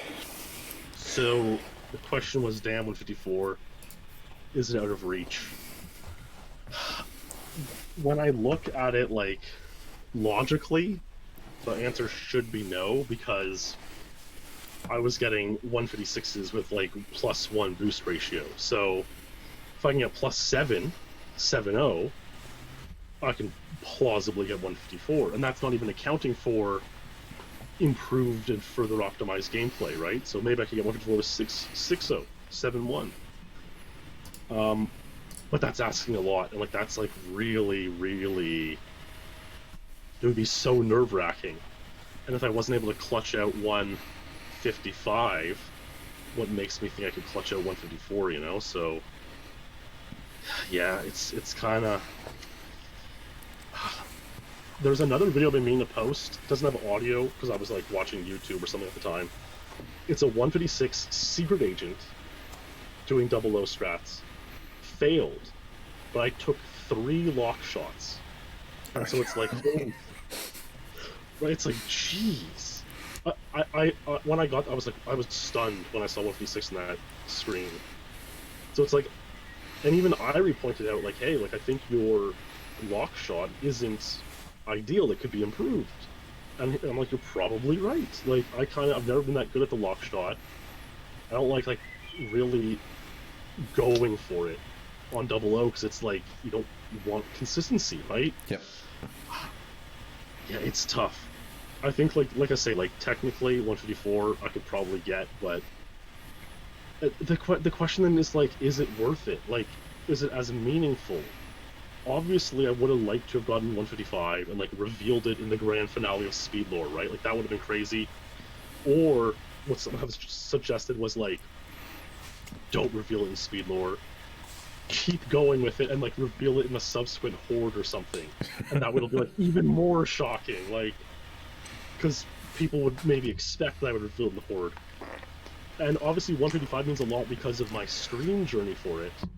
But like in a way, would 154 be even more insane now because of the subsequent events and especially if I make a 154 video talking about Mark's record, does that like that adds to the story and yeah, I don't know. The answer is I honestly don't. I honestly have not played since July. I have not seriously played for a PD since July. That's 100% true. And it seems like in springtime is kind of when I desire to pick up the controller again. This has happened 2 years in a row now, inexplicably. So maybe that'll be the time next year. I am sort of thinking about streaming again in like January 2021. So who knows where that'll lead. I don't want to play anything that's like too pressure filled though, but maybe that'll change once I start, you know. The people will demand it and we'll see. Depends how interactive with chat you want to be, I guess, too, like as a broadcaster rather than somebody that's just playing their video game and sharing it. Exactly, right? I would rather just like, you know, I actually got a retro Tink. Alchemaz recommended it to me, so I could play Perfect Dark PAL. I could play GoldenEye PAL. You know, Train SA Agent might not be too stressful. Jungle, I could probably improve Jungle SA, Jungle Agent. Are you currently sitting on what 60, 70 odd pointers there? Yeah, they were good back in the day. Like, they were, like I got 58.00 as a world record, a WJIPRW time. Yep. And I was the first one to get on NTSC, believe it or not.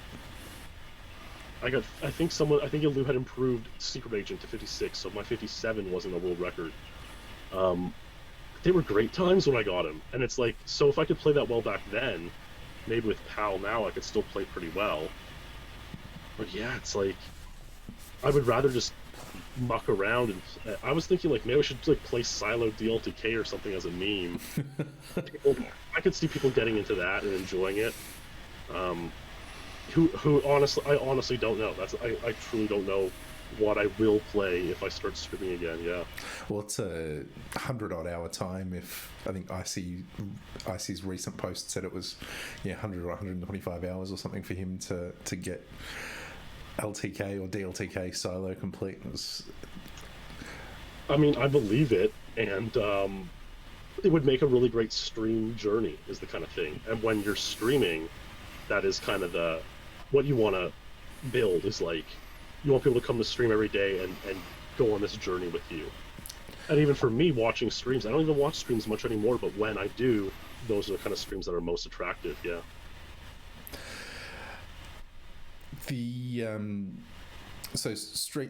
Dam's obviously a goal, but is there any other kind of any other white whale times that are kind of out there for you that you wish you had gotten, or you feel like just at the touch of, but not quite there? See, the thing with Dam is that it shouldn't be a white whale, because it's not my level, and it's never been. Like, let us not forget the Dam Double Agent rant video. I'm sure you've seen that, eh? Yeah. Right? It's like, I saw the post, where's the me version of the Dam Double Agent rant? I could probably perform one on stream next year. It'd be kind of funny. Yeah, it's like it shouldn't be my white whale in a way, right? But it has kind of become that way. I used to feel that way a lot, especially like 5-10 years ago, but now I just feel like I've kind of let it all go. And it's like, when I can think of, like, okay, obviously if I stream, it's a couple hundred viewers get invested, they really want to see me succeeding at the time, they're excited about it, and that's cool. It's exhilarating, it's a big rush. Getting an amazing record on stream is epic, it's insane. At the same time, it's like I can make a video and tell a cool story, and it's not a couple hundred people who enjoy it, it's tens of thousands of people. And so it's like, when you put it that way, it's like, why would I stream? Like, that's kind of where I logically went, especially 2018, 2019, when I kind of stopped streaming altogether. Yeah, that was what logic was telling me. It's like, why bother streaming when you can do much more making YouTube videos? If I had to say there's the tiniest itch, maybe Silo 00 for 120, maybe, even though it's kind of like, it's pointless because Ace or Mark could demolish it easily if they chose to. But like, not many others could. There's a lot of great players in the community who I don't think could get Silo 121 in a 100-hour grind. It is a me level, and so like 120's out there. Tying Mark's 107 SA would be pretty epic, because that is like the most meaningful level to me of all the levels. Yep. I did experiment a bit with Streets 153, and I didn't even do 154. I got nowhere with it at all. Grenade launcher strats, or? Yeah, going for it a little bit. Now, if I get an EverDrive, which I might do, and I could get someone to make me a ROM where the GL is always there, that might improve the mentality towards it. I might be able to get a 153 cheated, and then like, okay, it's on. But I wasn't getting the GL frequently enough for it to even like start, for the gears to even start turning on that. I had a few ideas at Valentin, but like, it just wasn't. I will say, I saw a video of Gus Riolo, I believe, strafing Val out, and then building strafe on Val to leave. Yep. Very, very difficult, but like, he's on the right track. Using 2.x the whole time to do it as well. No pause. And so like, what I've been thinking is like, for me, is it better to do 1.2 the whole way, lose the 0.3 at the start, but maybe make up more than that with the Val strafe, because I couldn't Val strafe that well with 2.x ever. So like, that's the consideration. And then, imagine getting 153 with 1.2. How insane that would be. It sounds a bit backwards. It would just be. But like, I got the 156s don't know if you've seen those. Val, huge Val strafe 156s going the wrong way around to Val. Yeah, I think I've read about them, but I don't think I've actually watched the run. And I think those are equivalent to like a mid 155. So it's like I could probably get 155 that way, but it's easy to strafe Val because it was kind of like my process in like figuring out how far do I have to strafe Val to make it really, really worth it. And yeah, so those are like, aside from that, honestly, like there's really not much of an itch. I had a tiny bit of an itch last year for Caverns 00. I could have got 130. I had a good 130 fail. I don't think I ever made it though. I think it was like only B or maybe only C. No, it couldn't have been only C. It was a good 130 fail, but by that point we had convinced Ace to play it and bop the LSU, so that way Streets 00 became the LSU and so on. But yeah, it's like very, very few itches and nothing really. Yeah, I know.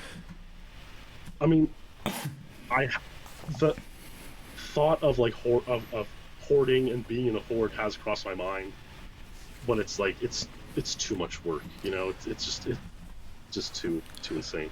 What do you think about hoarding generally? At this point, I'm kind of tired of it. I'll be honest. Yep.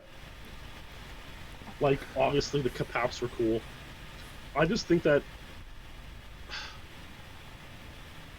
Okay, K4 was obviously a great success, right? When I hear the stories about Ricky and Dusky, like, clashing over it, and, like, so much pressure that they put on themselves to make an epic horde, it's like, was that really worth it, you know? Yep. It's like, in the grand scheme of things, a hoarded time isn't that much more epic than a not hoarded time, you know? Like, yeah, okay, Joey's Surface 2 121 is insane, and hoarding does add a little bit to the story, but like not enough to maybe make it worth that pressure on yourself to deliver in a time limit. Yeah, if I was playing back in 06, okay, I would have hoarded, would have been fun, but nowadays when PBs are so few and far between, it's like, and the question's like, is it even worth it to hoard stuff that's, like, for me, like, let's say I was to do an insane horde with, like, Boss and Clem and Mark, it's like, would it be worth it to reveal anything that isn't an Untied or an Untied Slay? Like, probably not. You're not just going to drop some PAL times where you've got a lazy 85 pointer. Yeah, exactly. I will say, though, my best horde segment idea, I'll tell you because it'll never happen, because I'm not going to hoard, okay? So the idea would be this, okay? Time would pass, news would arrive, like, legitimately on the internet that I've passed away, okay? I've died. Everyone thinks I'm dead for like 2-3 years. Okay. A horde begins. Are you just living at the cabin in this time, or what do you do? We'll say 3 or 4 other people are hoarding, and you think it's like only them in the horde, and then we get like 75% of the way in the horde, and there's a scene at my funeral. I'm there in the casket, dead, and you know there's people around and you know friends and family, and maybe interlaced with some of the reaction online of my passing, and the guys go. And okay, we're gonna say our respects to Goose, and they lay a controller in the casket with me, and then it's like I wake up out of the casket, and it's like, oh, I'm alive, let's go, and then I get spirited away to a cabin or somewhere and go on an insane grind, like a Rocky style compilation. All these, you know, learning to play again, set to It's All Coming Back to Me Now by Celine Dion. Yep. And then I would have to deliver like with all that, it would have to be like Damn 153 at least. Like it would have to be Salo the 118. It would have to be the most cooked time in world history.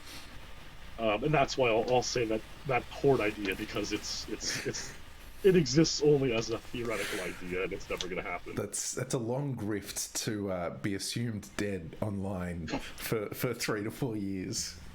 To fake one's own death. I mean, think about how insane it would actually be, though.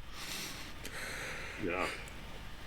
You kind of touched on Celine Dion there. Your music taste is unashamedly pop.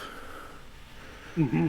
Yep. What other kind of, like, is Celine Dion an artist that you would like to have in your horde, or who would, like, you're a big I think Taylor Swift fan, Ariana Grande, that kind of thing?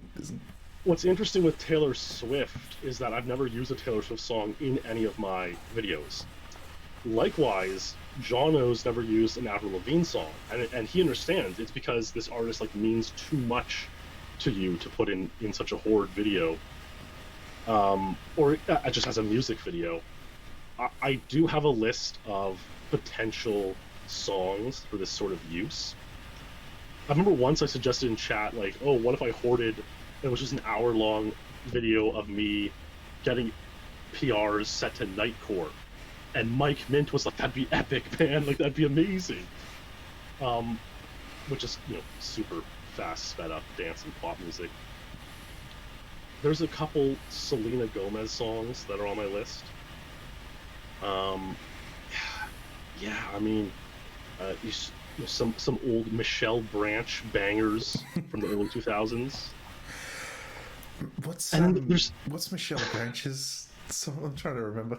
There's one called Everywhere, yes. And there's one called All I Wanted.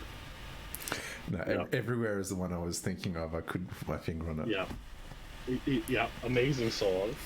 There are a couple like Coldplay, like kind of emotional, like Fix You and Paradise. Yep. Like those ones are good. Yeah. It would be, actually, what I really want to do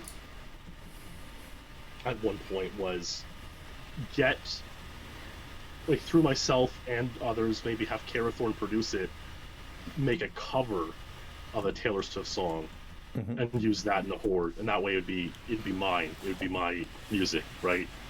That'd be kind of cool. I could present it that way, but yeah, just ideas, You talked about the Twitch DMCA stuff lately. I mean, maybe that's killed hoarding too, or the release vibe, or maybe it'll be a private thing rather than a public thing, and it was streamed on Discord rather than publicly on Twitch. Like, that's another thing I've thought about, like, because I'm thinking about making a new channel next year. I would just hoard on my old channel and just, like, if I get banned, I get banned. Like, whatever, man. Let's just let it rip and see what happens. For the art. For the art form. I'm going through my list of questions here, so they're starting to get a little bit random. Yeah, sure. But I'm just looking at some kind of a Goose controversy list, which is by no means extensive. But the one that's kind of standing out to me there, which you kind of went to recently with the law around it, but like the Sammy Rogers 39 downvote thing just seems like, with the benefit of a little bit of hindsight, it just really looks like it's like, it's not even bad faith. It's really just like this stream persona that's kind of taken over and gone way over the top. Like, is that how you kind of look back on acting in that kind of fashion then? Not only then, but like to a large effect, I would say honestly, like throughout my entire online career up until 2018, I would really say it's like, how do I put it? Like going back to what we opened the conversation with, like a couple messages from some of my friends were like, kind of just like stunned at the whole situation. Like, when did we start taking things people say on the internet seriously? And like that doesn't justify or excuse any of the things that I've typed or said over the years, but like people who were on the internet pre-2010 know that like none of it was serious. It was never supposed to be serious. And I look back, I see some of my old posts like throughout all the years, and it's just like, what the hell was I thinking at the time? But I can remember like this was never supposed to be serious to begin with. And yeah, again, it doesn't excuse or make it right, but certainly when it comes to the Sammy third, it's like a bit of both, right? It's like a mix of like your true emotions and you playing it up as much as possible for whatever reason. You know, a big thing is like we are the first generation of people to do this, to publicly expose ourselves as much as we do on the internet.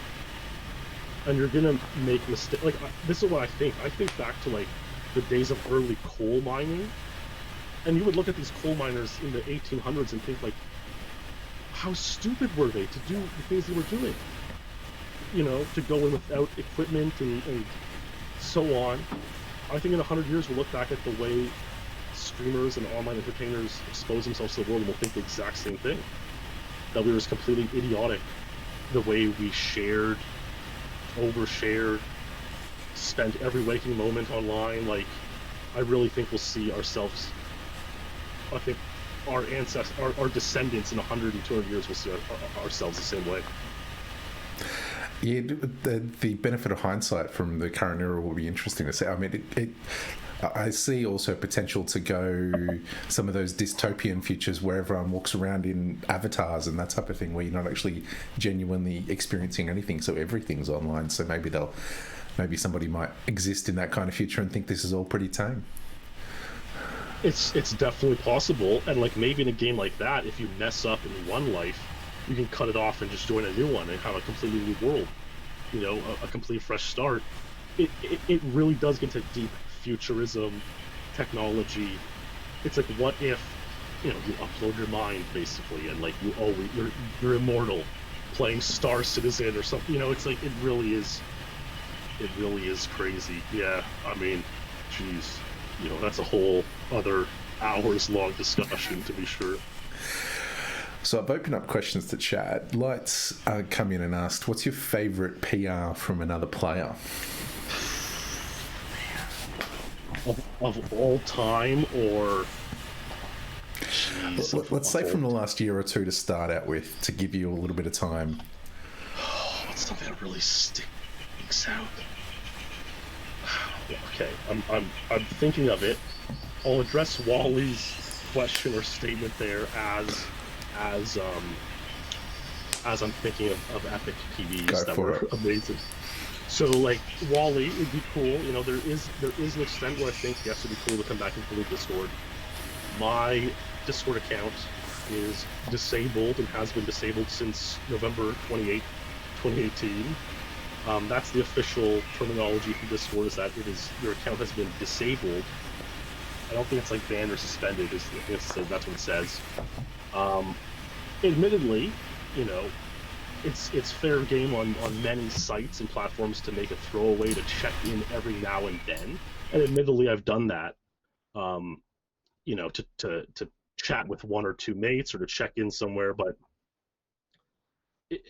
overall, it's not a wise decision for me to be publicly facing and active on Discord when my account is technically suspended or disabled. So, you know, I think about it. I do think about it, and you know, in a lot of ways, it's like I think about when I realized I shouldn't like go and party and drink anymore when I was like 22, because I know where it would lead me, and it wouldn't lead me to great places, you know.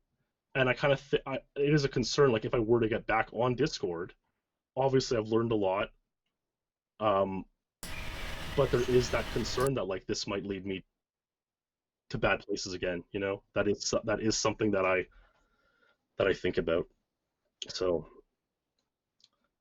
yeah, it would be cool. It would be good to chat with you guys again. I'm sure it'd be great. Maybe another platform will open up someday, very similar.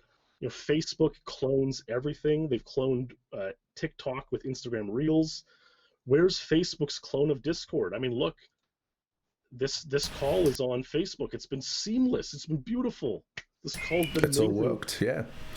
I mean, but before Discord, there was Mumble, and before Mumble, there was Skype. So you never know. And they weren't as good. So Discord is much better. Let's see if I tweeted about any PBs that were amazing over the, like, obviously Frigate 22 is standing out as being very cool. Frigate 22 by White Ted, amazing job. Honestly, L. QWERTY's Toad's Turnpike 0.4, insane. That's something else. For him to get a world record in Mario Kart, that's really epic. I gotta say, Callie's Statue 217s were epic because, like, there are some events that I feel like I kind of will into existence. And, like, I don't want to phrase it like I'm taking credit for Callie getting 217, but I feel like my post saying that Callie's 217, or saying that 217 wouldn't happen for a long time, it'll happen to SA first, kind of willed it into existence. I wonder how much he was playing for Statue 217 before then. If my post caused him to see it and say, I'll give it another shot, and then he just got it. So there are moments like that. I think there was another one recently where I said something about a world record, and then it happened very shortly thereafter. Oh, damn, 155 became 154 exactly the same day. The same day. It was only a couple hours after the post. So yeah, I'll say of recent times, those ones are up there for sure. I mean, yeah, I guarantee once the, comes Speed Lore Week, I'll come up with like times that really, really sat with me and were really epic to see. Honestly, like really, Kevin's escape records this year stunned me. When it was the first time I ever saw someone push John the full way, I'd always kind of wondered why no one had done that before. And when I saw someone push John that whole way, I was actually stunned and in disbelief. And amazing records. I remember watching some of those streams when he was going for it, and just like the pure gameplay skill of being able to react to John and position him and push him everywhere just felt otherworldly to actually be able to watch somebody do that repeatedly live. Like, it's not just a single one-off performance where it's happening, do it regularly. Yeah, exactly. Like, it was just, it's one of those strats that was like so obvious to me. It's like, why wasn't anyone doing this? And then there it was. It is a level 2 that I've played somewhat in Perfect Arc. Like, I had like 80 pointers back, a few years ago. So it's a great level too, yeah.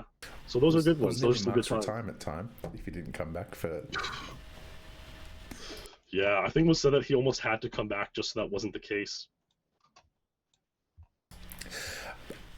This is a bit of a tangent to the kind of discussion from Wally about Discord earlier, but there's a point of, I don't know whether you call it coming back or second chances or redemption. You've kind of lived through a lot of that. I'm just kind of interested in what your thoughts are about how you come back from something like that, like and whether redemption's true, whether that's possible, whether a second chance is real. What do you think about that? Yeah, I mean, the only thing that will tell is time. And, like, obviously, there are going to be some people who you'll never be able to redeem yourself with, right? And, like, but at the same time, that's life. Everyone knows that's the way life works. You have friends, you have relationships that don't work out, and, like, that's the end of that story. That's the end of that chapter. Oh, Taylor Swift has such a good lyric in one of her songs. It is from Death by a Thousand Cuts on the Lover album. Yeah. And it's like, if the story's over, why am I still writing pages? It's such a good line. Yeah, it's like, what? Sometimes you just have to let bygones be bygones.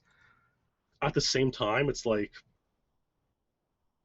I know there's a lot of guys out there like me, my age, maybe younger, who have been in similar positions, similar situations, and I want to be the guy who shows them that it is possible. Redemption is possible.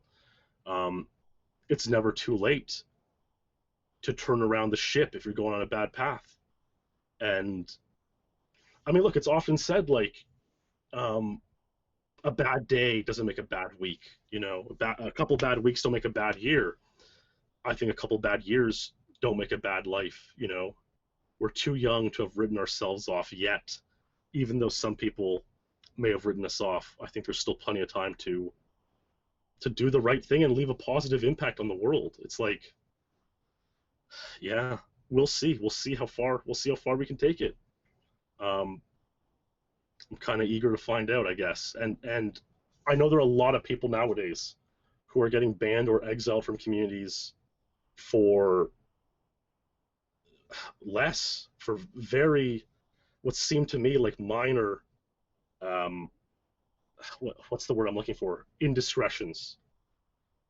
And I wanna prove to the world that, you know what, you're not a bad person because you've messed up a couple times or you've had a couple bad years, and we can come back from this and leave a positive impact on the world. Have you watched back any of the early speed laws and seen, cringed at the way that you're telling some of these stories pre-Seamy? I know I definitely want to redo my Bunker 100 episode. Like, I'm very thankful for the guys who support my Speedler on Patreon. They're very happy to do it. It's like, and I'm sure if I asked them, they'd be fully supportive. But it's like, I don't want to milk it forever, but I do want to go back and redo a couple episodes. And Bunker 100 is certainly one of them. Frigate is probably as well. To be honest, I haven't gone back and rewatched. Those two stick out as ones that I want to redo. And yeah. Is that because you feel that you could tell the story differently or better, or is there a particular way that you told it at the time that you feel no longer reflects what you want out there? I would say all of the above, yeah, all of the above.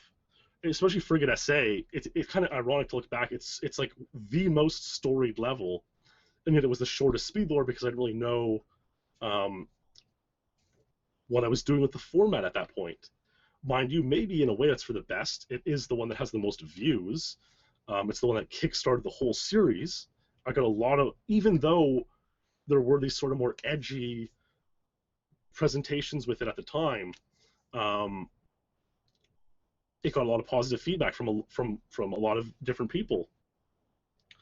So yeah, it's obviously there's way more to the Frigate SA story now, even though it's only 2 more records, but like there's still more. And yeah, the Bunker 1 is just like I feel like I told the story from too bizarre of a perspective, and I split up the episode because I thought it was too long at the time. I wasn't exactly sure how long the episode should be and that kind of stuff. So those are 2 I want to redo. Before you'd realize that a 3-hour speed lore episode would work. Would be fine. Yeah, exactly. Yeah. One of the ones that people really seem to enjoy recently, because I do imagine that people are kind of, tired of the format. It's not as novel anymore. There's still a very supportive hardcore base, but like most people are kind of, oh, whatever, it's just another speed lore. It's not as kind of special anymore. But the Caverns 001 is like well over 3 hours, and like people really enjoy that one. I guess it kind of has like a taste of every character, and it's really cool. Cavs is also one of those levels that to beat it casually is brutal. It's not quite like Perfect Dark PA level brutal, but it's really tough. So when you can, as a normie, or relative normie, to see people beating that quickly is, and the developments on there, it's something else. Yeah, it's a tough one. I remember like getting nervous trying to beat the level to get the RCP 90 sheet back in the day. 9:30. Like, will I make it, or will the shotgun RCP-90 guards send me to the grave? Yeah, it's. I never completed the full game on 00 back in the day, but I think it's the longest of my completed save times was Cavs 00, where I had like 1650 or something. It's like Wow. you can't much longer than that, and you it doesn't actually save your time to the car. I know. Yeah, it is. I think over 20 minutes, eh? Yeah, I think it's going to be whatever a binary version of that is. So I think it's like 18 minutes and 50 seconds because it'll be storing it as a binary number. But yeah, it's close to that kind of 20 minutes because my bunker two SA or 00, one of them isn't saved because it was too long. That's another one that's really tough as a youngster. Yeah. But yeah, we've got Dr. Light. I mean, I touched on it earlier about how some players have been inspired to play off the back of Dr. Light saying he wanted to get Bunker 1 leaderboards off the back of that development. So is there any kind of stories that you wanted to tell or touch on that we haven't really gotten into at all this evening? I mean, obviously we could chat all day long, but I think I got it all out there, honestly, of like what the conversation, for tonight at least. Yeah, well, if people want it, maybe we'll catch up again another time. But I really appreciate you being as open as you have throughout the entire conversation. I know when you initially got in touch, you said nothing's off the table, and you've been true to that. So thank you for talking about all of that sort of stuff. I know that some of it cannot be easy to think about again. So thanks for being really open about it. Well, you're a good mate, and much appreciated. So thanks for having me on to talk about all this kind of stuff. All right, everyone. Well, thanks for hanging out, Goose. Thanks everyone who's been here in chat. I'll stick the video up on YouTube, and whenever it gets up, it'll get up there. You should close by just saying the name of your dog in the background, and that'll be it. It's like 3 or 4 doors away. I've closed the window. I've done everything. I wish I had. Okay. I wish I had a pooch at home, but my I live in a townhouse, so I don't have. Well, sorry, I call it a townhouse. I think North Americans would probably call it a condo. So there's like, it's basically a building with three dwellings, and we have a shared wall. I don't have a big enough backyard to have what I would call a quote unquote real dog. I wouldn't want a little yappy thing. I grew up with border collies as a kid, so yeah, I wish I had a dog. Been one of my neighbours that has not shut up the whole time. Maybe someday. Maybe someday. There's some cute elite dogs. Around. So we should make a thread. Poster dog. That's always. You know what? I'll close with this. Right? It's like at the end of the day, people have disagreements. And, it can get nasty online. We all know this. But everyone gets along when talking about dogs. I truly believe that. And if people can get along, even over a dog at first, it can build and mend bridges and go ahead in the future for the better. So I think that's that. Maybe tomorrow I'll make a thread poster dog, and I'll see you there. Yeah, thanks, Goose. We'll catch you all later.